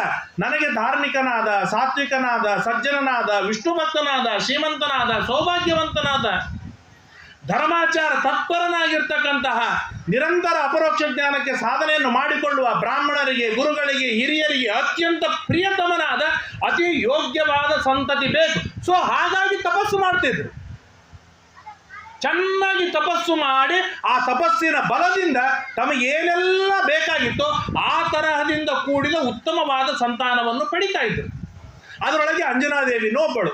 ಅಂಜನಾದೇವಿಗೆ ಅನೇಕ ದಿನಗಳವರೆಗೆ ಸಂತತ ಆಗಿರೋದಿಲ್ಲ. ಆಗ ಮತಂಗ ಋಷಿಗಳು ಬಂದು ಕೇಳ್ತಾರೆ, ಸ್ವಾಮಿ ನನಗೆ ಸಂತಾನ ಆಗಬೇಕು, ಏನು ಮಾಡಲಿ? ಹಾಗಾದ್ರೆ ನೀನು ಅಲ್ಲಿ ವೃಷಭಾಚಲಕ್ಕೆ ಹೋಗುವಲ್ಲಿ ಆಕಾಶಗಂಗಾ ಇದೆ, ಆಕಾಶಗಂಗಾದೊಳಗೆ ಸ್ನಾನವನ್ನು ಮಾಡು, ಅಲ್ಲಿ ಹೋಗಿ ನೀನು ಪಾಪ ವಿನಾಶನೊಳಗೆ ಸ್ನಾನವನ್ನು ಮಾಡಿ ನೀನು ತಪಸ್ಸು ಮಾಡು, ಉತ್ತಮವಾದ ಸಂತತಿ ಆಗತ್ತೆ ಅಂತ ಹೇಳಿದಾಗ ಅಖಂಡವಾಗಿ ಉಪವಾಸವಿದ್ದು ಘನಘೋರವಾದ ತಪಸ್ಸು ಮಾಡ್ತಾರೆ. ಅಂಜನಾದೇವಿ ತಪಸ್ಸಿಗೆ ಪ್ರಾಣದೇವರಿಗೆ ಸಂತೋಷವಾಯಿತು. ಆದ್ರೆ ಟೆಸ್ಟ್ ಮಾಡ್ತಾರೆ. ಏನ್ ಮಾಡಿದ್ರು ಅಂದ್ರೆ ಒಂದು ಮಂಗ್ಯಾರ ರೂಪದಿಂದ ಬಂದು ಒಂದು ಹಣ್ಣು ಕೊಟ್ಟರು ತಿನ್ನು ಅಂತ. ಯಾಕೆ ಉಪವಾಸ ಇದ್ಲು. ಈ ನಾಲಿಗೆ ಏನದಲ್ಲ ಬಹಳ ಹೊಲಸಾಗುತ್ತೆ ನಾಲಿಗೆ. ಅದೇ ಅಲ್ಲೇ ನಾವು ಪಾಸ್ ಫೇಲ್ ಆಗೋದು. ಪಾಪ ಕೆಲವರು ಸಾಯಂಕಾಲ ಮೊಮ್ಮಗ ವಿದ್ಯಾಪೀಠದಿಂದ ಬಂದಿರ್ತಾನ ಅಂತೇಳಿ ಅವನಿಗೆ ಉಪವಾಸ ಮಾಡೋ ಚಟ ಉಪವಾಸ ಮಾಡಿರ್ತಾನ. 8, 9, 10 ತನಕ ಉಪವಾಸ ಮಾಡಿರ್ತಾನೆ. ಅದು ಕೊನೆಗೇನೋ ಸ್ವಲ್ಪ ಅವನು ಮಾಡ್ಯಾನಂತೇಳಂದು ತಾಯಿ ಅಪ್ಪ ಎಲ್ಲರ ಪಾಪ ಅವನ ಮುಂದೆ ನಾವೇನು ತಿನ್ಬೇಕು ಎಲ್ಲರೂ ಉಪವಾಸ ಮಾಡಿರ್ತಾರೆ. ಅವನಿಗೆ ಕೊನೆಗೆ ತಲೆ ತಿರುಗಿ ಅಮ್ಮ ಸ್ವಲ್ಪ ಒಂಚೂರು ನೀರು ಕೊಡು ಅಂತಂದ. ನೀರು ಕೊಡದ ಇನ್ನು ಮಗನೇ ಕೊಡದ್ನಲ್ಲ ಅಂತ ದೊಡ್ಡ ಕಲ್ಲಂಗಡಿಯನ್ನು ಖಾಲಿ ಆಗಿಬಿಡ್ತು. ಯಾಕೆಂತಂದ್ರೆ ಈ ನಾಲಿಗೆ ಬಹಳ ದರಿದ್ರವಾಗಿರ್ತಕ್ಕಂಥದ್ದು. ನಾಲಿಗೆ ಎಷ್ಟು ತಲೆ ಕೆಡಿಸ್ತತೆ ಗೊತ್ತಾಗೋದಿಲ್ಲ. ಹಾಗಾಗಿ ಇವಳು ತಪಸ್ಸು ಬಿಡ್ತಾಳೆ ಏನೋ ಅಂತ ಟೆಸ್ಟ್ ಮಾಡೋದಕ್ಕಾಗಿ ಕೋತಿ ರೂಪದಿಂದ ಬಂದ ಮುಖ್ಯ ಪ್ರಾಣದೇವರು ಒಂದು ಹಣ್ಣು ಕೊಟ್ಟು, ಹಣ್ಣು ತಿಂದು ತಪಸ್ಸಿಗೆ ಕೂತ್ಕೊಂಡು, ಮರದಿವ್ಸ ಕೊಟ್ರು, ಹಣ್ಣು ತಿಂದು ತಪಸ್ಸಿಗೆ ಕೂತ್ಕೊಂಡು, ಮತ್ತೆ ಹಣ್ಣು ಕೊಟ್ರು, ಮತ್ತೆ ತಿಂದು ಕೂತು. ಆಗ ಮುಖ್ಯ ಪ್ರಾಣದೇವರಿಗೆ ಸಂತೋಷವಾಯಿತು. ಹಾಗಾದರೆ ಉತ್ತಮನಾದ ಮಗ ನಿನಗೆ ಹುಟ್ಟುತ್ತಾನೆ ಅಂತೇಳಿ ಅನುಗ್ರಹವನ್ನು ಮಾಡಿದರು. ಆ ಅಂಜನಾದೇವಿಯಲ್ಲಿ ಹುಟ್ಟಿದವನೇ ನಮ್ಮ ಆಂಜನೇಯ. ಆದ್ದರಿಂದಾಗಿ ತನ್ನ ಇಷ್ಟಾರ್ಥವನ್ನು ಈಡೇರಿಸಿಕೊಂಡದ್ದಕ್ಕಾಗಿ ಆ ಬೆಟ್ಟಕ್ಕೆ ಅಂಜನಾಚಲ ಎಂಬುದಾಗಿ ಹೆಸರು ಬಂತು ಎಂಬುದಾಗಿ ತಿಳಿಸಿಕೊಡ್ತಾರೆ. ಮುಂದೆ ಸಂತೋಷೋಖ್ಯಭದ್ರಮ್ಮನ್ ಶ್ರುತ್ವಾ ತನ್ನಾಮಕರಣಂ ದ್ವಾಪರೇ ಶೇಷಶೈಲೇತಿ ಕಥಂ ಖ್ಯಾತಿರ್ಭವಿಷ್ಯತಿ. ದ್ವಾಪರ ಯುಗದಲ್ಲಿ ಶೇಷಾಚಲ ಅಂತೇಳಿ ಯಾಕೆ ಹೆಸರು ಬಂತು ಅಂತ ಕೇಳಿದಾಗ ವಿಸ್ತೃತವಾದ ಕಥೆಯನ್ನು ಹೇಳ್ತಾರೆ. ಶೇಷದೇವರಿಗೆ ವೈಕುಂಠದೊಳಗೆ ದೇವರು ಹೇಳಿರ್ತಾರೆ, ನಾನು ಒಳಗೆ ಹೆಂಡತಿ ಜೊತೆಗೆ ಇದ್ದೀನಿ, ಲಕ್ಷ್ಮೀ ದೇವಿ ಜೊತೆಗೆ, ಒಳಗೆ ಯಾರನ್ನೂ ಬಿಡಬೇಡ ಅಂತ ಹೇಳಿ ದೇವರು ಒಳಗೆ ಮೀಟಿಂಗ್ನಾಗ ಮಾತಾಡ್ಕೋತ ಕೂತಿರ್ತಾನೆ. ವಿಹಾರವನ್ನು ಮಾಡ್ತಾ ಕೂತ್ಕೊಂಡಿರ್ತಾನೆ. ಅದೆಲ್ಲ ಸ್ವಲ್ಪ ಅಂತಾರೆ ಬುದ್ಧಿವಂತಿಕೆ ಬೇಕಾಗತ್ತೆ. ಯಾರನ್ನೂ ಬಿಡಬೇಡ ಅಂತಂದ್ರೆ ಯಾರ್ಯಾರನ್ನ ಬಿಡಬಾರ್ದು ಅನ್ನೋದೊಂದು ಅಂಡರ್ಸ್ಟುಡ್, ತಾನು ತಿಳ್ಕೊಂಡಿರ್ಬೇಕು. ಯಾರನ್ನೂ ಬಿಡಬಾರ್ದು ಅಂತ ಅನ್ನೋ ಅರ್ಥದೊಳಗಲ್ಲ, ಅದ್ರದ್ದೆಲ್ಲ ತಿಳ್ಕೊಬೇಕು. ಶೇಷದೇವರಿಗೆ ಆ ಪರಿಕಲ್ಪನೆ ಇರಲಿಲ್ಲ. ಆಗ ವಾಯುದೇವರು ಬರ್ತಾರೆ. ಏನು ದೊಡ್ಡದಾಗಿರ್ತಕ್ಕಂಥ ಕಾರ್ಯವಿದೆ, ಆ ಕಾರ್ಯಕ್ಕಾಗಿ ಓಡಿ ಬರ್ತಾರೆ ವಾಯುದೇವರು. ವಾಯುದೇವರು ಬಂದಾಗ ಶೇಷದೇವರು ಹೇಳ್ತಾರೆ, ಇಲ್ಲ ದೇವ್ರು ಹೇಳೋಣ ಯಾರಿಗೂ ಬಿಡಬಾರ್ದು ಅಂತ ಹೇಳೋಣ, ನಾನು ಬಿಡುವುದಿಲ್ಲ ಅಂತ ಗಟ್ಟಿಯಾಗಿ ಅಡ್ಡ ನಿಂತು. ಅಹಂ ಆಜ್ಞಾದರೋ ವಿಷ್ಣುರ ಮಾತ್ವಮಂತ ಪುರಂಗಮಃ ಇತಿದಸ್ಯ ವಜಶ್ರುತ್ವ ಜಗತ್ ಪ್ರಾಣೋ ಪ್ರಮಿದ ವಾಯುರ್ವಾಚ. ಹುಚ್ಚ ಹಾಗೆಲ್ಲ ಹುಚ್ಚುಚ್ಚುತನ ಮಾಡಬೇಡ. ಈ ತರದ ಅಹಂಕಾರವನ್ನು ತೋರಿಸಿದ್ದಕ್ಕಾಗಿ ಜಯ ವಿಜಯರಿಗೆ ಏನಾಯ್ತು ಗೊತ್ತದೋ ಇಲ್ಲ? ರಾವಣ, ಕುಂಭಕರ್ಣ, ಶಿಶುಪಾಲ, ದಂತವಕ್ರ ಮತ್ತು ಹಿರಣ್ಯಕಶಿಪು, ಹಿರಣ್ಯಾಕ್ಷರಾಗಿ 3 ಜನ್ಮ ದೇವರ ವಿರೋಧವನ್ನು ಮಾಡಿಕೊಳ್ಳುವಂಥ ದೌರ್ಭಾಗ್ಯ ಬಂತು. ಯಾಕೆ ಅದನ್ನೆಲ್ಲ ಮರ್ತು ಹೋಯ್ತು ನಿನಗೆ? ಸರಿ ಅಂತ ವಾಯುದೇವರು ಜೋರಾಗಿ ಹೇಳ್ತಾರೆ. ಶೇಷದೇವರು ಹೇಳ್ತಾರೆ, ಕಿಂ ಗರಿಷ್ಠಂ ವಚ ಪ್ರೋಕ್ತಂ ಜೀವನೇಚ್ಛ ನ ವಿದ್ಯತೆ. ವಾಯು ಬದುಕಬೇಕಂತ ಅಪೇಕ್ಷೆ ಅದೋ ಇಲ್ಲ ನಿನಗೆ? ಯಾಕೆ ದೊಡ್ಡ ಮಾತಾಡ್ತಾ ಇದೆಯಾ ನೀನು ಅಂದಾಗ ವಾಯುದೇವರು ಆಗ ಶೇಷದೇವರು ಇನ್ನೊಂದು ಮಾತನ್ನು ಹೇಳ್ತಾರೆ, ವಾಯು ನೀನು ಹೊರಗಿರೋನು, ನಾನು ಯಾವಾಗಲೂ ಅಂತಃಪುರದೊಳಗಿರ್ತೇನೆ. ನಾನು ಯಾಕೆ ನನ್ನ ಮೇಲೆ ದೇವ್ರ ಮಲಗಿರ್ತಾನೆ. ಹಾಗಾಗಿ ದೇವ್ರಿಗೆ ಪ್ರಿಯರಾದವ್ರು ಯಾರು? ನೀನು. ನಾನು ಬಹಳ ಪ್ರಿಯನಾಗಿದ್ದೇನೆ, ಆದ್ದರಿಂದಾಗಿ ನಾನು ಎಷ್ಟು ಹೇಳ್ತೇನೆ ಅಷ್ಟು ಕೇಳಲೇನು, ನಡಿ ಆಚೆ ಅಂತ ವಾಯುದೇವರ ಮೇಲೇನೆ ಶೇಷದೇವರು ಜೋರು ಮಾಡಿದರು. ಆಗ ವಾಯುದೇವರು ಹೇಳ್ತಾರೆ, ಮೂರ್ಖ, ಬುದ್ಧಿ ಇಲ್ಲ ನನಗೆ. ಬಿಡಾಲೋಂತ ಸ್ಥಿತೋ ವಾಪಿ ಬಹಿಷ್ಠ ಇವ ಸಮೋನಹಿ. ಬೆಕ್ಕು ಮನೆಯಾಗೆಲ್ಲ ಕಾಲಾಗಿ ಓಡಾಡ್ತದ ಅಂತ ಹೇಳಿದ ಮಾತ್ರಕ್ಕೆ ಹೊರಗೆ ಕಟ್ಟಿ ಹಾಕಿದ ಆನೆಗೆ ಸಮಾನ ಏನದು? ಆನಿನೇ, ಬೆಕ್ಕು ಬೆಕ್ಕೆ. ಯುವರಾಜ ದೂರದೊಳಗೆ ಕೂತಿರ್ತಾನೆ, ಕಾಲು ಹೊತ್ತುವ ಸೇವಕ ಮಂಚದ ಮೇಲೆ ಕೂತಿರ್ತಾನೆ. ಆ ಅಂದ ಮಾತ್ರಕ್ಕೆ ಯುವರಾಜನಿಗಿಂತಲೂ ಮಂಚದ ಮೇಲೆ ಕೂತ ಸೇವಕ ದೊಡ್ಡವನ ಅಲ್ಲಲ್ವ? ಅಂದಮೇಲೆ ಅಂತ ಹೇಳಿ ಇಷ್ಟು ವಾಯುದೇವರು ತಾವು ಆರ್ಗ್ಯುಮೆಂಟ್ ಮಾಡ್ತಾ ಇರ್ತಾರೆ. ಅಷ್ಟರೊಳಗೇನೆ ಲಕ್ಷ್ಮೀದೇವಿ ಹೇಳ್ತಾಳೆ, ಒಳಗೆ ಯಾರೋ ಬಂದಾರ ನೋಡ್ರಿ, ಗದ್ದಲ ನಡೆದ, ಹೋಗಿ ಭೇಟಿಯಾಗಿ ಬರ್ರಿ. ದೇವರು ಬಂದ. ದೇವರು ಬಂದ ಕೂಡಲೇ ಶೇಷದೇವರು ಹೋಗಿ ಯಾವನೋ ಮಲಯಾಚಲದೋಗಿದ್ದಾನೆ, ಎಷ್ಟು ಸೊಕ್ಕಿರೋನಿದ್ದಾನೆ, ಏನ್ ಮಾಡ್ತಾನೆ ಅಂತೇಳಿ ದೋ ಅಂತ ಕಂಪ್ಲೇಂಟ್ ಕೊಟ್ಬಿಟ್ಟು. ಇಲ್ಲಿ ಕಂಪ್ಲೇಂಟ್ ತಗೊಂಡ ಮೇಲೆ ಜಡ್ಜ್ಮೆಂಟ್ ಕೊಡೋರ್ದು ಜವಾಬ್ದಾರಿ ಬಹಳ ದೊಡ್ಡದಿದೆ. ಏನ್ ದೊಡ್ಡದು ಅಂತಂದ್ರೆ, ಮೊದಲಿಗೆ ಯಾರು ಕಂಪ್ಲೇಂಟ್ ಕೊಟ್ಟಿರ್ತಾರೆ 99% ಅವಂದೇ ತಪ್ಪಿರ್ತದೆ. ಯಾರು ಅಳುತ್ತಾ ಬಂದು ಕಂಪ್ಲೇಂಟ್ ಕೊಟ್ಟಿರ್ತಾರೆ ತಂದೆ ಮುಂದೋ ತಾಯಿ ಮುಂದೋ ಅಥವಾ ಟೀಚರ್ ಮುಂದೋ ಎಲ್ಲೇ ಆಗಲಿ 99% ಅವಂದೇ ತಪ್ಪಿರ್ತಾನೆ. ಯಾವನಿಗೆ ಕಂಪ್ಲೇಂಟ್ ಕೊಡೋ ಪ್ರಸಂಗನೇ ಇರಲಿ, ಯಾಕೆ ಅವ್ನು ತಪ್ಪೇ ಮಾಡಿರಂಗಿಲ್ಲ. ಯಾರ ಬಗ್ಗೆ ಅವ್ನು ಕಂಪ್ಲೇಂಟ್ ಕೊಡೋಕೆ ಅವ್ನು ಶಾಂತವಾಗಿರ್ತಾನೆ. ಅವನು ನಾವೇನು ತಿಳ್ಕೊತೇವೆ ಅಂತಂದ್ರೆ ಯಾರು ಕಂಪ್ಲೇಂಟ್ ಕೊಟ್ಟಾರೆ ಅವಂದೇ ಸರಿ ಇದೆ, ಯಾರ ಬಗ್ಗೆ ಕೊಟ್ಟಿದ್ದಾರೆ ಅವಂದೇ ತಪ್ಪದಂತೇಳಿ ನಾವು ಅವನಿಗೆ ಶಿಕ್ಷೆ ಕೊಡ್ಲಿಕ್ಕೆ ಹೋಗ್ತೀವಿ. ಇದು ಸರಿಯಾದ ವ್ಯವಹಾರವಲ್ಲ. ಇದು ತಿಳಿಸಿಕೊಡುತ್ತೆ ನಮ್ಮ ಇತಿಹಾಸ. ಅಂದ್ರೆ ಬಹಳ ಅದ್ಭುತವಾಗಿರ್ತಕ್ಕಂಥದ್ದು ನಮ್ಮ ಇತಿಹಾಸ. ಹೀಗೆ ತಿಳಿಸಿಕೊಟ್ಟ ದೇವರು ಏನ್ ಮಾಡಿದ, ವಾಯುದೇವರು ಸಾಷ್ಟಾಂಗ ನಮಸ್ಕಾರ ಮಾಡಿದ್ದಾರೆ, ಶೇಷದೇವರು ಕಂಪ್ಲೇಂಟ್ ಕೊಡ್ತಾ ಇದ್ದಾರೆ. ಆಗ ವಾಯುದೇವರ ಮುಖ ನೋಡಿದ, ಏನೋ ವಾಯು, ಎಂತಾದಿದ್ದಿ ನೀನು, ಎಷ್ಟು ದಿನದ ಮೇಲೆ ಬಂದು, ಏನ್ ಕತಿ, ಏನ್ ಇಲ್ಲಿವರೆಗೆ ಬಂದದ್ದು ಅಂತ ಗಟ್ಟಿಯಾಗಿ ಆಲಿಂಗನ ಮಾಡಿಕೊಂಡು ಮಾತಾಡ್ತಾ ಇದ್ದಾರೆ. ಶೇಷದೇವರಿಗೆ ತಲೆ ಕೆಟ್ಟೋಯ್ತು. ಮೊದಲಿಗೆ ಕಂಪ್ಲೇಂಟ್ ಕೊಡ್ತಾ ಇದ್ದೇನೆ, ನನ್ನ ಕಡೆ ನೋಡ್ಲಿಲ್ಲ, ಕಂಪ್ಲೇಂಟ್ ಕೇಳಲಿಲ್ಲ, ಉಲ್ಟಾ ನಾ ಯಾರ ಬಗ್ಗೆ ಕಂಪ್ಲೇಂಟ್ ಕೊಡ್ತಾ ಇದ್ದೇನೆ ಅವರಿಗೆ ನೀ ಪ್ರೀತಿಯಿಂದ ಮಾತಾಡ್ಲಿಕ್ಕತ್ತೀಯಲ್ಲ ಅಂತ ಹೇಳಿ ಜೋರ್ ಮಾಡಿದಾಗ ದೇವರು ಹೇಳ್ತಾನೆ, ನವಾಂಗ್ ಮಾತ್ರೇಣ ಪೌರುಷಂ ಕ್ರಿಯಾ ಕೇವಲ ಉತ್ತಮಂ. ನೋಡೋ ಶೇಷ, ಮಾತಾಡುವುದರಿಂದ ಶಕ್ತಿ ಗೊತ್ತಾಗುವುದಿಲ್ಲ. ಕೆಲವರು ಇರ್ತಾರೆ ಭಾರಿ ದೊಡ್ಡ ದೊಡ್ಡ ಮಹಾತ್ಮರು, ಅಲ್ಲ ಮಳಿ ಭಾಳ ಬರ್ತದ, ಮೆರವಣಿಗೆ ಆಗಂಗಿಲ್ಲ, ಹಿಂಗೆಲ್ಲ ಕೂತ್ರೆ ಹೆಂಗ ಅಂತಂದ್ರೆ, ನಾ ಇದ್ದೀನಲ್ರಿ ಆಚಾರ್ಯ. ಅರೆ ನೀ ಇದ್ದೇನು ಮಾಡೋನಿದ್ಯಾ? ನೀನಿದ್ರು ಮಳೆ ತಡಿಲಿಕ್ಕೆ ಸಾಧ್ಯ ಇಲ್ಲ. ಮಳೆ ತಡಿಲಿಕ್ಕೆ ಏನ್ ಬೇಕೋ ಅದನ್ನು ಮಾಡಬೇಕು. ಹಾಗಾಗಿ ಮಾತಾಡೋದ್ರಿಂದ ಸಾಮರ್ಥ್ಯ ಗೊತ್ತಾಗೋದಿಲ್ಲ, ಕ್ರಿಯಾ ಕೇವಲ ಗೊತ್ತಾಗ, ಕಾರ್ಯ ಮಾಡಿ ತೋರಿಸು. ಹಾಗಾದ್ರೆ ಏನ್ ಮಾಡೋಣ ಹೇಳು, ಬಾ ಇಲ್ಲೇ ಒಂದು ಬೆಟ್ಟವಿದೆ, ಏನು ಆ ಬೆಟ್ಟಕ್ಕೆ ನೀನು ಗಟ್ಟಿಯಾಗಿ, ಆನಂದಗಿರಿ ಅಂತ ಆ ಬೆಟ್ಟದ ಹೆಸರು, ಆ ಬೆಟ್ಟಕ್ಕೆ ಹೋಗಿ ಗಟ್ಟಿಯಾಗಿ ಸುತ್ತಿಕೊಂಡು ನೀನು ಸುತ್ತಿಕೊಂಡ ಬೆಟ್ಟವನ್ನು ಈ ವಾಯುದೇವರು ಅಳ್ಳಾಡಿಸಿದ್ರ ನಿನ್ಗಿಂತ ಶಕ್ತಿ ಅವ್ರದ್ದು ಹೆಚ್ಚಿದೆ. ಅವ್ರಿಗೆ ಅಳ್ಳಾಡಿಸ್ಲಿಕ್ಕೆ ಆಗಲಿಲ್ಲ, ನೀನೇ ಸಮರ್ಥ, ಮುಗಿದೋಯ್ತು, ಅಲ್ಲಿ ಕ್ಲಿಯರ್ ಆಗಿಬಿಡತ್ತೆ. ಆಯ್ತು ಅಂತ ಹೇಳಿ ಶೇಷದೇವರು ತಯಾರಾದ್ರು. ಆನಂದಗಿರಿ ಹೋಗಿ ತಾವು ಸುತ್ತಿಕೊಂಡು. ಶೇಷದೇವರ ಸಾಮರ್ಥ್ಯ ಎಷ್ಟು? ಸಮಗ್ರವಾದ ಬ್ರಹ್ಮಾಂಡವನ್ನು ಹೀಗೆ ಹೊತ್ತಿದ್ದಾರೆ. ಈ ಒಂದು ಅಕ್ಕಿ ಕಾಳಿದೆಲ್ಲ, ಈ ಅಕ್ಕಿ ಕಾಳಿಗಿಂತ ಸಣ್ಣದು, ಸಾಸಿವೆ ಹೊತ್ತ ಹಾಗೆ ಇಡೀ ಬ್ರಹ್ಮಾಂಡವನ್ನು ಹೊತ್ತಿದ್ದಾರೆ. ಅಂದರೆ ಅವ್ರ ಸಾಮರ್ಥ್ಯ ಎಷ್ಟಿದೆ ಅಂದರೆ, ಈ ಅಕ್ಕಿ ಕಾಳು ಹೊರುವುದಕ್ಕೆ ನನ್ನ ಶಕ್ತಿ ಎಷ್ಟು ಬೆಳೆಸಿದೆ, ಇದಕ್ಕಿಂತಲೂ ಇನ್ನು ಎಷ್ಟು ಹೆಚ್ಚು ಶಕ್ತಿ ನನ್ನ ಹತ್ರ ಇದೆ. 50 ಕಿಲೋ ಅಕ್ಕಿ ಚೀಲ ಎತ್ತುವ ಶಕ್ತಿ ನನ್ನಲ್ಲಿ ಇದೆ ಅಂತಂದರೆ, ಆ 50 ಕಿಲೋದೊಳಗೆ ಎಷ್ಟು ಅಕ್ಕಿ ಕಾಳಿವೆ, ಲೆಕ್ಕವಿಲ್ಲ. ಹಾಗೆ ಸಾಸಿವೆಯಷ್ಟು ಬ್ರಹ್ಮಾಂಡವನ್ನು ಶೇಷದೇವರು ತಮ್ಮ ತಲೆ ಮೇಲೆ ಹೊತ್ತಿದ್ದಾರೆ ಅಂತಂದ್ರೆ, ಇಂಥ ಬ್ರಹ್ಮಾಂಡವನ್ನು ಎಷ್ಟು ಹೊರುವ ಸಾಮರ್ಥ್ಯವಿದೆ ಶೇಷದೇವರಿಗೆ, ಊಹೆ ಮಾಡ್ಲಿಕ್ಕೆ ಸಾಧ್ಯವಿಲ್ಲ. ಅದು ಹೇಗೆ ಹೊತ್ತಿದ್ದಾರೆ ಅಂತಂದ್ರೆ, ಎಲ್ಲ ವಿವರಣೆ ಮಾಡ್ತಾ ಹೋದ್ರೆ ಆಶ್ಚರ್ಯವಾಗುತ್ತೆ. ಒಬ್ಬೊಬ್ಬರ ಶಕ್ತಿ ಸಾಮರ್ಥ್ಯಗಳು. ಇದರ ಮೇಲೆ ಇದನ್ನು ಇಡ್ಬೋದು, ರೈಟ್? ಯಾಕೆ ಇದು ಫ್ಲಾಟ್ ಇದೆ, ಸರಳವಾಗಿ ನಿಲ್ಲತ್ತೆ. ಇದರ ಮೇಲೆ ಆಟ ಆಡುವ ಗೋಲಿಯನ್ನು ಇಡ್ಬೋದು. ಯಾಕೆ ಇಡ್ಬೋದು? ಇದು ಫ್ಲಾಟ್ ಇದೆ, ಅದನ್ನು ಸ್ವಲ್ಪ ಅಡ್ಜಸ್ಟ್ ಮಾಡಿ ನಿಂತರೆ ಅದು ನಿಲ್ಲತ್ತೆ. ಆದರೆ ಒಂದು ಗೋಲಿ ಮೇಲೆ ಇನ್ನೊಂದು ಗೋಲಿ ಇಡ್ಲಿಕ್ಕೆ ಸಾಧ್ಯವಿಲ್ಲ. ಹೌದಾ? ಯಾಕೆ ನಿಲ್ಲೋದಿಲ್ಲ, ಅದು ಗುಂಡಾಗಿದೆ, ಇದು ಗುಂಡಾಗಿದೆ. ಶೇಷದೇವರ ಹಾವಿನ ಹೆಡಿ ಹೇಗಿರುತ್ತೆ? ಫ್ಲಾಟ್ ಆಗಿರೋದಿಲ್ಲ, ಅದಕ್ಕೆ ಎಲುಬಿಲ್ಲ, ಅದು ನಿಂತಲ್ಲಿ ನಿಲ್ಲೋದಿಲ್ಲ, ಅದು ಈಗ ಅಳಾಡ್ತಾ ಇರುತ್ತೆ. ಅದರ ಮೇಲೆ ಈ ಬ್ರಹ್ಮಾಂಡ ನಿಂತಿದೆ, ಅದು ಎಲ್ಲಿಗೋ ಅಳಿಗಾಡ್ತಾ ಇದ್ದಾಗೆ ಅಳಿಗಾಡಿ ಹೋಗ್ತದೆ, ನಾವು ಇರೋದಿಲ್ಲ. ಹೇಗೆ ಧಾರಣ ಮಾಡಿರ್ಬೋದು ಅಂತ ಊಹೆ ಮಾಡ್ಲಿಕ್ಕೆ ಸಾಧ್ಯವಿಲ್ಲ. ಅಷ್ಟು ದಿವ್ಯವಾದ ಸಾಮರ್ಥ್ಯ ಉಳ್ಳವರು ಶೇಷದೇವರು. ಆ ಶೇಷದೇವರು ತಮ್ಮೆಲ್ಲ ಶಕ್ತಿಯನ್ನು ಹಾಕಿ ಆನಂದಗಿರಿಯನ್ನು ಸುತ್ತಿಕೊಂಡು, ಆಗ ವಾಯುದೇವರಿಗೆ ಹೇಳ್ತಾರೆ, ವಾಯು ನೋಡಪ್ಪ ನಿನ್ನ ಶಕ್ತಿ ನೋಡು, ತೋರಿಸು ಅಂದಾಗ ವಾಯುದೇವರು ಬಂದು ತಮ್ಮ ಕಿರಿಬರಳನ್ನು ಹೀಗೆ ಸ್ಪರ್ಶ ಮಾಡ್ತಾರೆ. ಸ್ಪರ್ಶ ಮಾಡಿದರೆ ಆ ಶೇಷದೇವರಿಂದ ಸಹಿತವಾದ ಬೆಟ್ಟ ಹಾರಿತು. ಎಲ್ಲಿವರೆಗೆ ಆಯಿತು ಅಂತಂದ್ರೆ, ಅದರ ಅಪ್ಪ ಓಡಿ ಬಂದ ಮೇರು ಪರ್ವತ, ನಿಮ್ಮಿಬ್ಬರು ಜಾಗದೊಳಗೆ ನನ್ನ ಮಗ ಹಾಳಾಗಿ ಹೋಗ್ತಾ ಇದ್ದಾರೆ, ದಯಮಾಡಿ ನಿಲ್ಲಿಸು.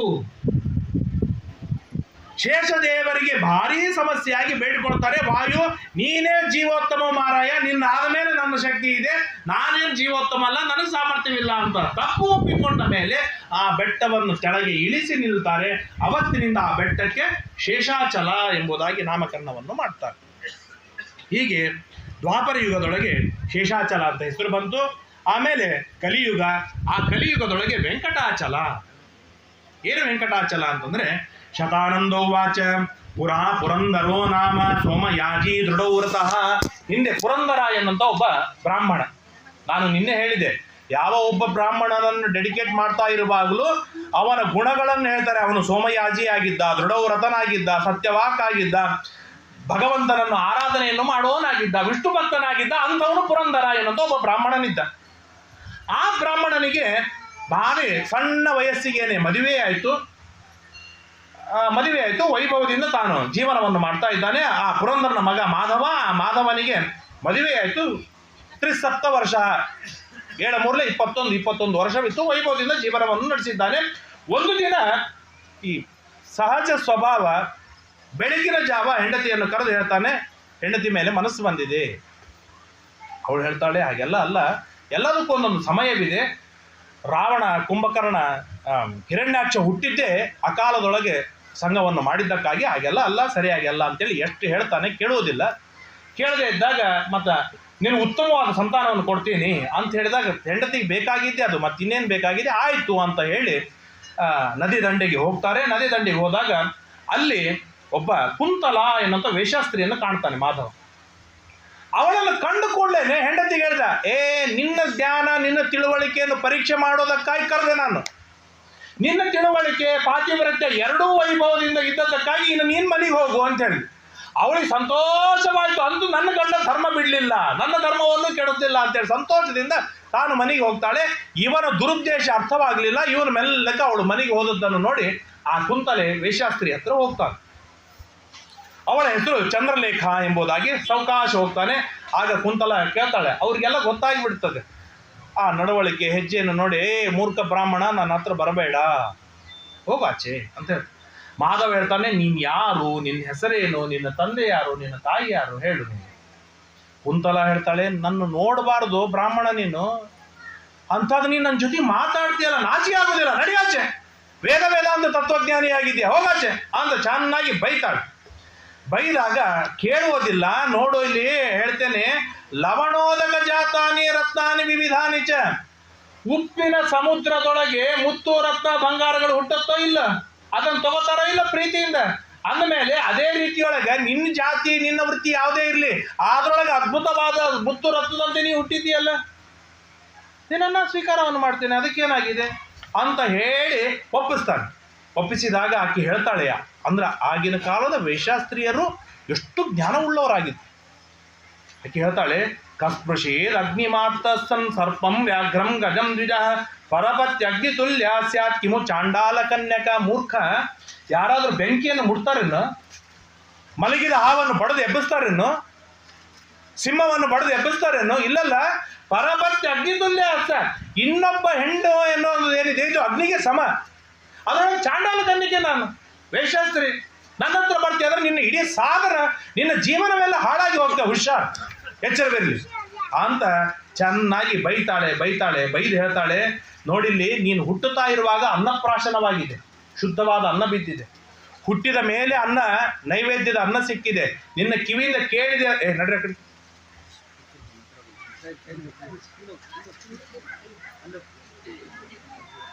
ಭರ್ತಿಯಾಗಿ ಉಪನ್ಯಾಸ ನಡೆದದ, ನಾ ಉಪವಾಸ ಇದ್ದೀನಿ ಅಂಥೇಳಿ ನಾ ತಿಂತೀನಂತ ತಿಳಿಬೇಡ್ರಿ. ಮತ್ತೆ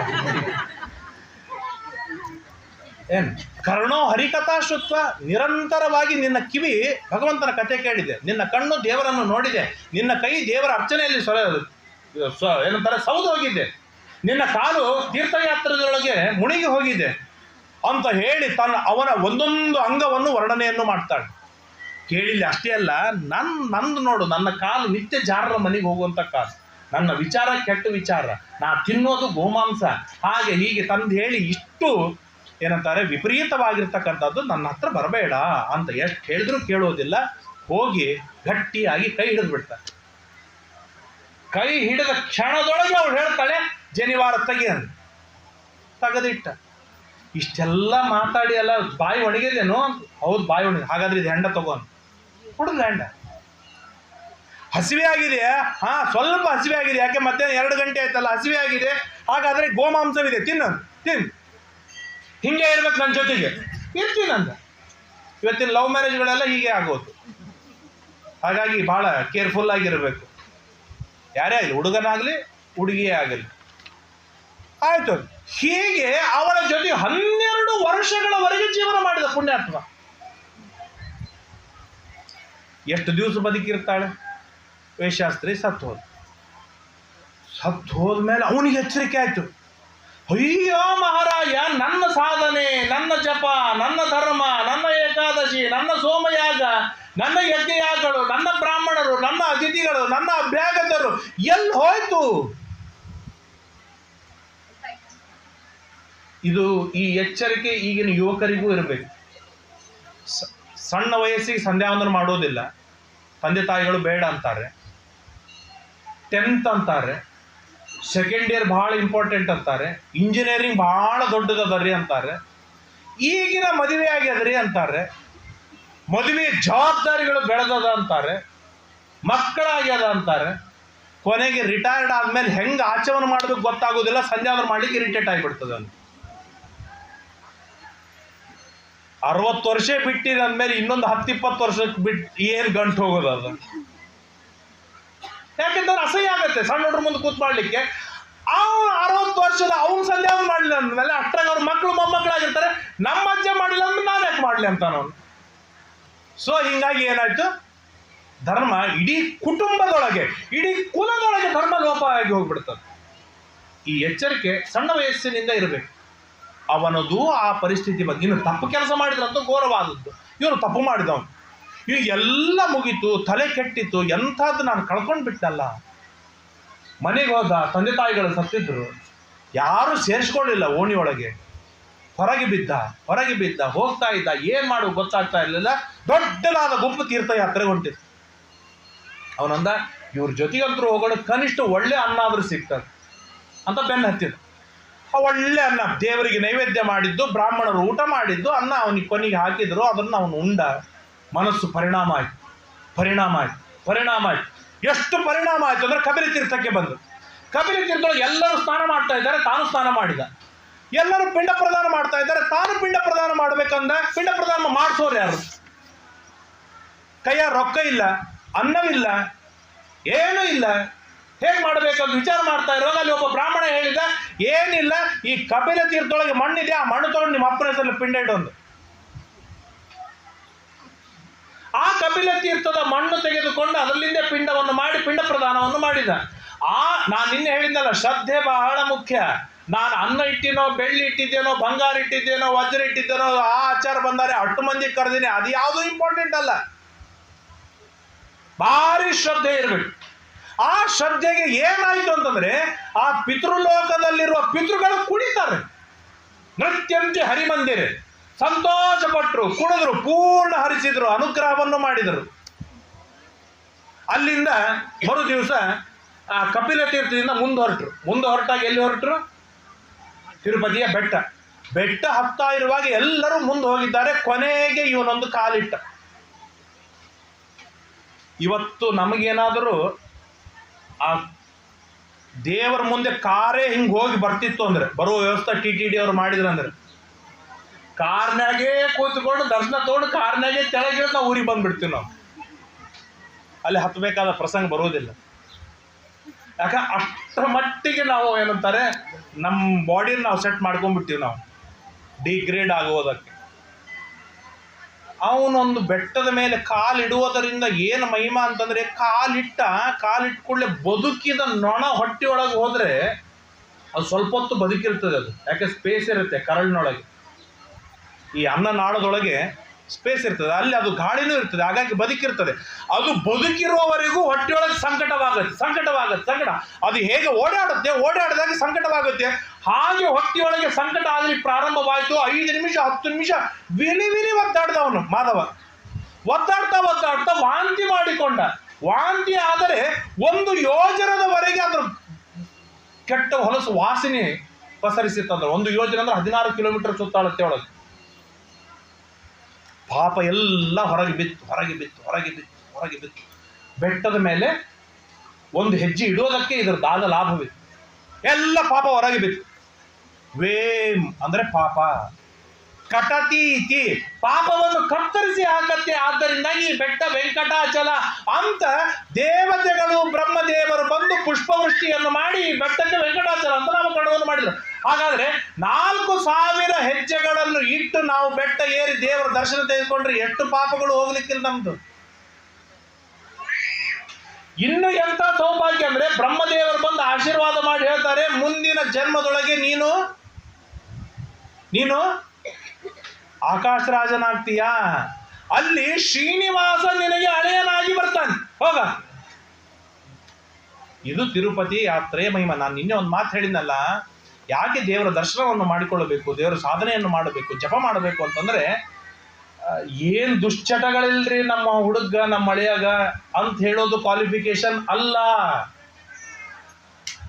ಇವನು ಧಾರ್ಮಿಕ, ಸದಾಚಾರ ಸಂಪನ್ನ, ಶಾಸ್ತ್ರನಿಷ್ಠ, ಗುಣವಂತ, ಉತ್ತಮ ಸೌಭಾಗ್ಯವಂತ, ಸೌಖ್ಯವಂತ, ಕುಟುಂಬಿ ಇತ್ಯಾದಿ ಇತ್ಯಾದಿ ಗುಣಗಳು ಇರುವುದು ಕ್ವಾಲಿಫಿಕೇಶನ್. ಸೊ ಮೈನಸ್ ಇಲ್ಲ, ಇದು ಕ್ವಾಲಿಫಿಕೇಶನ್ ಅಲ್ಲ. ಪ್ಲಸ್ಗಳು ಎಷ್ಟಿದೆ ಇದು ಕ್ವಾಲಿಫಿಕೇಶನ್ ಆಗತ್ತೆ. ಅಂತಹ ಯೋಗ್ಯವಾದ ಪ್ಲಸ್ಗಳಲ್ಲಿ ಅತಿ ದೊಡ್ಡದಾದ ಪ್ಲಸ್ ಶ್ರೀನಿವಾಸ. ಆ ಶ್ರೀನಿವಾಸ ಹಳೆಯನಾಗಿ ಬರಬೇಕು ಅಂತಂದ್ರೆ ಮಗಳಾಗಿ ಯಾರು ಬರಬೇಕು? ಊಹೆ ಮಾಡ್ಲಿಕ್ಕೆ ಸಾಧ್ಯವಿಲ್ಲ. ತಿರುಪತಿ ಯಾತ್ರೆಯನ್ನು ಮಾಡುವಾಗ, ತಿರುಪತಿ ಬೆಟ್ಟವನ್ನು ಹತ್ತಿದಾಗ ಸಿಗುವ ಫಲಗಳು ಇದು ಬೆಟ್ಟಕ್ಕೆ ಮಹಿಮಾ ಎಂಬುದಾಗಿ ತಿಳಿಸ್ತಾ ಆ ಬೆಟ್ಟಕ್ಕೆ ವೆಂಕಟಾಚಲ ಎಂಬುದಾಗಿ ನಾಮಕರಣವನ್ನು ಮಾಡ್ತಾರೆ.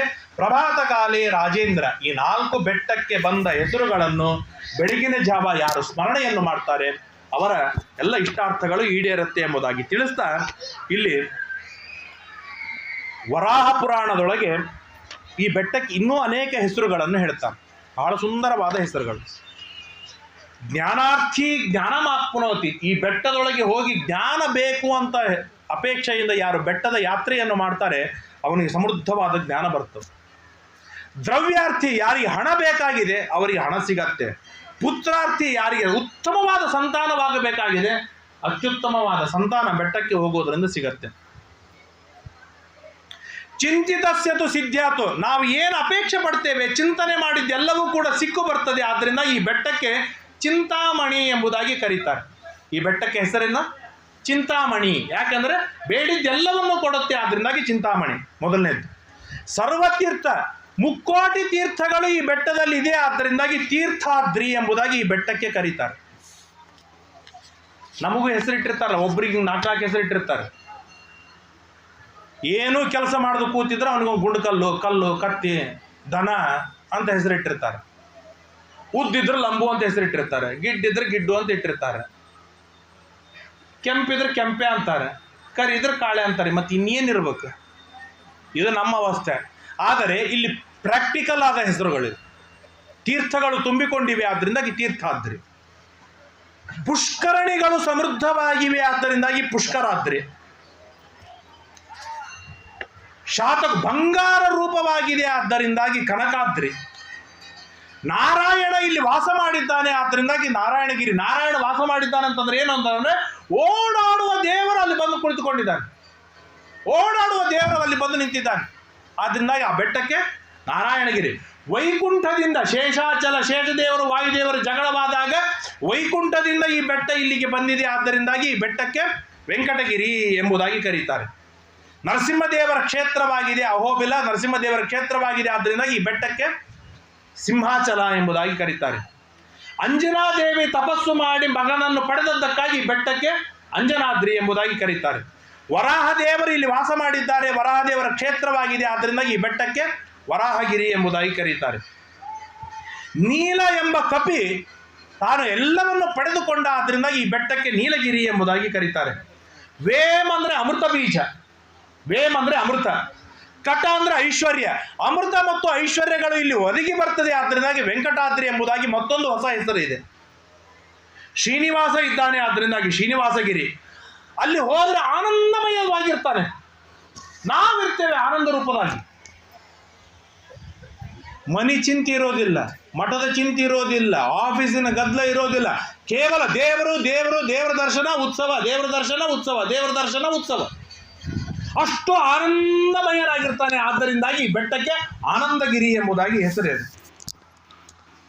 ಲಕ್ಷ್ಮೀದೇವಿ ಅಲ್ಲಿ ವಾಸ ಮಾಡಿದ್ದಾಳೆ, ಆದ್ದರಿಂದಾಗಿ ಶ್ರೀಶೈಲ ಅಂತ ಇದೆ. ಏನಪ್ಪ ನಾನು ಹೇಳಲಿ ಈ ಮಹಿಮೆಯನ್ನು? ಅಸ್ಯ ವೆಂಕಟಶೈಲಸ್ಯ ಮಾಹಾತ್ಮ್ಯಂ ಯಾವದತ್ತಿ, ಈ ವೆಂಕಟಗಿರಿಯ ಮಾಹಾತ್ಮ್ಯ ಎಷ್ಟಿದೆ ಅಷ್ಟನ್ನು ಹೇಳುವುದಕ್ಕಾಗಿ 4 ಮುಖದ ಬ್ರಹ್ಮನು ಗತಿ ತಪ್ಪಿ ನಿಂತು ಬಿಡ್ತಾನೆ. ಈ ಮಾತನ್ನು ವಿಜಯದಾಸರು ತಮ್ಮ ಸುಳಾದಿಯೊಳಗೆ ಹೇಳ್ತಾರೆ, ಗತಿ ತಪ್ಪಿದಂತೆ ನಿಲ್ಲುವವನು ಅಂತ. ಅಷ್ಟು ವೆಂಕಟಗಿರಿಯ ಮಹಿಮೆ ಇದೆ. ಷಣ್ಮುಖಶ್ಚ ಸಹಸ್ರಾಸ್ಯ, 4 ತಲೆಯ ಬ್ರಹ್ಮ, 5 ತಲೆಯ ರುದ್ರ, 6 ತಲೆಯ ಷಣ್ಮುಖ, 1000 ತಲೆಯ ಶೇಷದೇವರು, ಈ ಎಲ್ಲರೂ ಏಕಕಾಲಕ್ಕೆ ವೆಂಕಟಗಿರಿಯನ್ನು ಕೊಂಡಾಡಿದರೂ ಕೂಡ ವೆಂಕಟಗಿರಿಯ ಮಹಿಮೆ ಮುಗಿಯೋದಿಲ್ಲ. ಈಗ ನಾವು ಮುಗಿಸ್ಬೇಕು, ಯಾಕಂತಂದ್ರೆ ವೆಂಕಟಗಿರಿ ಮಹಿಮೆ ನಮಗೆಲ್ಲರಿಗೂ ಬೇಸರಿಗೆ ಬಂತು, ಹೌದಲ್ವಾ? ಮುಗಿಸ್ತೇನೆ, ಜಲ್ದಿ ಮುಗಿಸ್ತೇನೆ. ಶುತ್ವ ಸೂತ ಮುಖಾಚೈವ ಮುನಯೋ ಹೃಷ್ಟಮಾನಸ ನ ತೃಪ್ತಿ ಮಾಯಸ್ತೈ ಭೂಯ ಶ್ರವಣ ಕೌತುಕಾತ್. ಇದು ವೆಂಕಟಗಿರಿಯ ಮಹಿಮೆ. ಈ ವೆಂಕಟಗಿರಿ ಮಹಿಮೆಯನ್ನು ಹೇಳ್ತಾ ಇರುವಾಗ ಒಂದು ಸಣ್ಣದಾದ ಆದರ್ಶವನ್ನು ನಮಗೆ ಕೊಡ್ತಾರೆ. ಅದರ ಎಚ್ಚರಿಕೆ ಇರಬೇಕು. ಮೊದಲಿನ ಹೆಸರು ಏನು? ವೃಷಭಾಚಲ. ಮನುಷ್ಯ ನಾವು ಹಾಗೆ ಇರ್ತೇವೆ, ದೈತ್ಯರ ಸ್ವಭಾವ ನಮ್ಮದಾಗಿರ್ತದೆ, ದುಷ್ಟರ ಹಾಗೆ ವರ್ತನೆಯನ್ನು ಮಾಡ್ತಾ ಇರ್ತೇವೆ. ಆ ವೃಷಭಾಸುರನ ಹಾಗೆ ನಾವು ಇರುವಾಗ ಬಹಳ ತಪಸ್ಸು ಮಾಡಿ ಸಾಧನೆ ಮಾಡಿ ತಪಸ್ಸು ಮಾಡಿ ಸಾಧನೆ ಮಾಡಿ ತಪಸ್ಸು ಮಾಡಿ ಸಾಧನೆ ಮಾಡಿದಾಗ ದೇವರು ನಮಗೆ ಇಷ್ಟಾರ್ಥಗಳನ್ನು ಈಡೇರಿಸ್ತಾನೆ. ಎಲ್ಲಿ? ಅಂಜನಾಚಲ. ಇಷ್ಟಾರ್ಥ ಈಡೇರಿಸಿಕೊಂಡ್ರು. ಯಾವಾಗ ಇಷ್ಟಾರ್ಥಗಳು ಈಡೇರಿ ಬಿಡ್ತು, ಇನ್ನು ನನ್ನ ಕೇಳೋರು ಯಾರಿದ್ದಾರೆ? ದೊಡ್ಡ ಇಮಾರತ್ ಕಟ್ಟಿದೆ, ಬ್ಯಾಂಕ್ ಬ್ಯಾಲೆನ್ಸ್ ತುಂಬಿದೆ, ಮಕ್ಕಳು ಮದುವೆ ಆಯಿತು, ಮೊಮ್ಮಕ್ಕಳಾದ್ರೆ ಇನ್ಯಾವ ನನಗೆ ಕೇಳೋನು? ಸೊಕ್ಕು ಬಂತು, ಉನ್ಮಾದ ಬಂತು. ಆಗ ದೇವರು ಶೇಷದೇವರಿಗೆ ಸೊಕ್ಕು ಕಡಿಯುವ ಮುಖಾಂತರ ಬಹಳ ಇಷ್ಟಾರ್ಥಗಳು ಈಡೇರಿದ್ದಕ್ಕಾಗಿ ಸೊಕ್ಕು ಮಾಡಬೇಡಿ, ಆ ಸೊಕ್ಕು ಕಡಿಯುವ ಸಾಮರ್ಥ್ಯ ನನ್ನಲ್ಲಿ ಉಂಟು ಅಂತ ಹೇಳಿ ಶೇಷಾಚಲದೊಳಗೆ ಸೊಕ್ಕು ಕಡಿಯುವ ಸಾಮರ್ಥ್ಯವನ್ನು ತೋರಿಸಿಕೊಟ್ಟ ದೇವರು. ಯಾವಾಗ ಇಷ್ಟಾರ್ಥ ಈಡೇರದ ಸೊಕ್ಕು ಹೋಯಿತು, ಆ ಸೊಕ್ಕಿನೊಳಗೆ ಪಾಪ ಮಾಡಿದ್ದ, ಆ ದೈತ್ಯನಾಗಿರುವಾಗ ಪಾಪ ಮಾಡಿದ್ದ, ಆ ಎಲ್ಲ ಪಾಪಗಳು ಹಾಗೆ ಉಳಿದಿತ್ತು, ಬ್ಯಾಲೆನ್ಸ್ FD ಆಗಿ ಉಳಿದಿತ್ತು. ಅದನ್ನು ಕತ್ತರಿಸಿ ಹಾಕಿದ ವೆಂಕಟಾಚಲದೊಳಗೆ, ಪಾಪಗಳನ್ನು ಕಳೆದು ಹಾಕಿದ. ಆದ್ದರಿಂದಾಗಿ ಈ ತರಹದ ಬೆಟ್ಟದ ಚಿಂತನೆಯನ್ನು ಬೆಳಿಗ್ಗೆ ಎದ್ದಾಕ್ಷಣಕ್ಕೆ ಸ್ಮರಣೆಯನ್ನು ಮಾಡಬೇಕು, ಮಾಡಲಿಕ್ಕೇ ಬೇಕು. ಎಲ್ಲರಿಗೂ ಕಥೆ ಗೊತ್ತು, ನಾಳೆ ನೀವು ಯಾರೂ ಇರೋದಿಲ್ಲ, ಅದು ಅಷ್ಟೇ ಸತ್ಯ. ಆದ್ದರಿಂದಾಗಿ ಎಲ್ಲರಿಗೂ ನಾನು ಹೇಳೋದು ಒಂದು ಮಾತು, ಬೆಳಿಗ್ಗೆ ಎದ್ದಾಕ್ಷಣಕ್ಕೆ ಈ 4 ಬೆಟ್ಟದ 4 ಹೆಸರುಗಳನ್ನು ನೆನಪಿದ್ದೇ ಇರುತ್ತೆ. ನಾನು ಹೇಳಿದ ಉಳಿದ ಹೆಸರುಗಳು ನೆನಪಾದರೆ ಅದನ್ನು ಸ್ಮರಣೆಯನ್ನು ಮಾಡಿ, ಈ 4 ಹೆಸರುಗಳನ್ನಾದರೂ ಸ್ಮರಣೆಯನ್ನು ಮಾಡ್ತಾ ಇಂತಹ ವೆಂಕಟಗಿರಿಯೊಳಗೆ ಲಕ್ಷ್ಮೀ ಸಹಿತನಾದ ಶ್ರೀನಿವಾಸ ನೀನು ಹೇಗೆ ಬಂದು ಕೂತಿಯಲ್ಲ, ಹಾಗೆ ಲಕ್ಷ್ಮೀ ಸಹಿತನಾದ ವೆಂಕಟೇಶ ನಿನ್ನ ಸ್ಮರಣೆ ನಾನು ಮಾಡ್ತೀನಿ ಬೆಳಿಗ್ಗೆ ಎದ್ದು ಕೂಡಲೇ. ಆದ್ರಿಂದ ನೀ ನನ್ನ ಮನೆಯೊಳಗೆ ಬಂದು ಕೊಡ್ಬೇಕು. ಅದು ಟಾರ್ಗೆಟ್ ನಮಗೆ, ಅದು ಟಾರ್ಗೆಟ್ ನನಗೆ. ಮೊದಲಿಗೆ ಲಕ್ಷ್ಮೀ ಮಹಿಮೆಯನ್ನು ಕೇಳುವಾಗ ಕೇಳಿಕೊಂಡಿವಲ್ಲ, ಗಂಡನಿಂದ ಸಹಿತನಾಗಿ ನೀನು ನನ್ನ ಮನೆಯೊಳಗೆ ಬರಬೇಕು, ಯಾಕೆ ನಾನು ನಿನ್ನ ಸ್ಮರಣೆ ಮಾಡ್ತೇನೆ. ಅಲ್ಲ, ಬೆಳಿಗ್ಗೆ ಎದ್ದು ಸ್ಮರಣೆ ಮಾಡೋದ್ರಿಂದ ಏನು ಲಾಭವಿದೆ, ದೇವರು ಯಾಕೆ ಬರ್ತಾನೆ ಅಂತ ಯಾರಿಗಾದ್ರೂ ಪ್ರಶ್ನೆ ಬಂತ? ನಾನು ಸಣ್ಣ ಉತ್ತರವನ್ನು ಕೊಟ್ಟು ಮುಗಿಸ್ತೇನೆ. ರಾತ್ರಿ ಮಲಗುವಾಗ ಲಾಸ್ಟ್ ಆಕ್ಟಿವಿಟಿ ಏನಿರುತ್ತೆ, ಬೆಳಿಗ್ಗೆ ಎದ್ದಾಕ್ಷಣ ಫಸ್ಟ್ ಆಕ್ಟಿವಿಟೀಸ್ ಅದೇ ಇರುತ್ತೆ. ಯಾರಿಗೆ ಅನುಭವ ಇದೆ ಅವ್ರಿಗೆ ಗೊತ್ತಾಗತ್ತೆ. ಜಗಳವಾಡಿ ಮಲಗಿರಲಿ, ಅದೇ ಜಗಳವಾದ ಮೂಡಿನೊಳಗೆ ಹೇಳ್ತಾನೆ. ಮೊಬೈಲ್ ಹಿಡಿದುಕೊಂಡು ಹಾಗೆ ತುಕಡಿಸ್ತಾ ಮೊಬೈಲ್ ಬಿದ್ದಿರ್ತದೆ, ಹಾಗೆ ನಿದ್ದೆ ಹತ್ತಿರ್ತದೆ ಕೆಲವರಿಗೆ. ಎದ್ದುಕೊಳ್ಳಿ ಅದನ್ನೇ ಹುಡುಕ್ತಾನೆ. ಈಗ ಆನಂದ ಆಯ್ತು ಅವನಿಗೆ ಎದ್ದುಕೊಳ್ಳಿ. ಯಾರು ನಗುತ್ತಾ ಖುಷಿಯಾಗಿ ಮಲಗಿರ್ತಾನೆ, ಬೆಳಿಗ್ಗೆ ಎದ್ದ ತಕ್ಷಣ ಅದೇ ಭಾವನೆ ಬರ್ತದೆ. ಬೆಳಿಗ್ಗೆ ಎದ್ದು ಕೂಡಲೇ ಫಸ್ಟ್ ಭಾವನಾ ಏನಿರತ್ತಲ್ಲ, ಅದು ದಿನದೊಳಗೆ ಮೇಲಿಂದ ರಿಪೀಟ್ ಆಗತ್ತೆ, ಮೇಲಿಂದ ರಿಪೀಟ್ ಆಗತ್ತೆ. ಹಾಗಾಗಿ ಮಲಗುವಾಗ ವೆಂಕಟೇಶ ಸ್ತೋತ್ರವನ್ನು ಹೇಳ್ತಾ ವೆಂಕಟೇಶನನ್ನು ಚಿಂತನೆಯನ್ನು ಮಾಡ್ತಾ ಮಲಗೋಣ. ಬೆಳಿಗ್ಗೆ ಎದ್ದಾಕ್ಷಣ ಈ ಬೆಟ್ಟಗಳ ಸ್ಮರಣೆ ಆಗಲೇಬೇಕು, ಹಾಗೆ ಆಗತ್ತೆ. ಯಾವಾಗ ದೇವರ ಸ್ಮರಣೆಯೊಂದಿಗೆ ನಮ್ಮ ಬೆಳಕಾಯಿತು, ಆ ಬೆಳಕು ಇರುವವರೆಗೂ ಆ ದೇವರ ಸ್ಮರಣೆ ಮೇಲಿಂದ ರಿಪೀಟ್ ಆಗತ್ತೆ, ಅದೇ ಸಾಧನೆ ಆಗತ್ತೆ. ಆ ಥರದ ಸಾಧನೆಗೆ ಅನುಕೂಲವಾದ ನನ್ನ ಮನೆಯನ್ನು ನಾನು ನಿರ್ಮಾಣವನ್ನು ಮಾಡಿಕೊಂಡಿದ್ದೇನೆ. ಈಗ ಗಂಡ ಹೆಂಡತಿ ನೀವಿಬ್ಬರು ನನ್ನ ಮನೆಗೆ ಬರ್ಲಿಕ್ಕೆ ಅಡ್ಡಿ ಇಲ್ಲ, ಅನುಕೂಲಕರವಾದ ವಾತಾವರಣವಿದೆ ಎಂಬುದಾಗಿ ಅವರನ್ನು ಕರೆದು ವೆಲ್ಕಮ್ ಮಾಡಿ, ಅವರನ್ನು ಕೂಡಿಸಿ ದೇವರ ಪೂಜೆ ಮಾಡಿ, ನೈವೇದ್ಯ ಮಾಡಿ, ವೈಶ್ವದೇವ ಮಾಡಿ, ಆ ದೇವರ ಅನ್ನವನ್ನು ಉಂಡು ಬಿಟ್ಟರೆ ಆನಂದವಾಗತ್ತೆ. ಆನಂದದಿಂದ ಎಲ್ಲಿ ಇರ್ತಾನೆ ಅದೇ ಆನಂದಗಿರಿ, ಅದೇ ಆನಂದಗಿರಿ.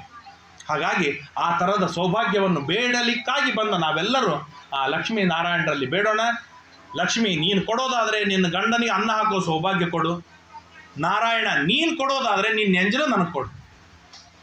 ಅದಾದರೆ ನನ್ನ ಜೀವನ ಸಾರ್ಥಕ. ಇಲ್ಲದೇ ಇದ್ದರೆ ಹೊರಗಿಂದ ಪಾನಿಪುರಿ ಏನು, ದೇವ್ರಿಗೆ ನೈವೇದ್ಯ ಮಾಡೋದು ಅನ್ನವೇನು, ಎರಡೂ ಇಕ್ಕಲು. ನಾವು ಹೊರಗೆ ತಿನ್ನಂಗಿಲ್ರಿ ಅಂತಂದ್ರೆ ಅದೇನು ಭಾಳ ದೊಡ್ಡ ಸ್ಥಾನಿಕೆ ಅಲ್ಲ. ದೇವರ ನೈವೇದ್ಯ ಮಾಡಿ ಊಟ ಮಾಡ್ತಾ ಇದ್ದರೆ ಅದು ದೊಡ್ಡ ಸ್ಥಾನಿಕೆ.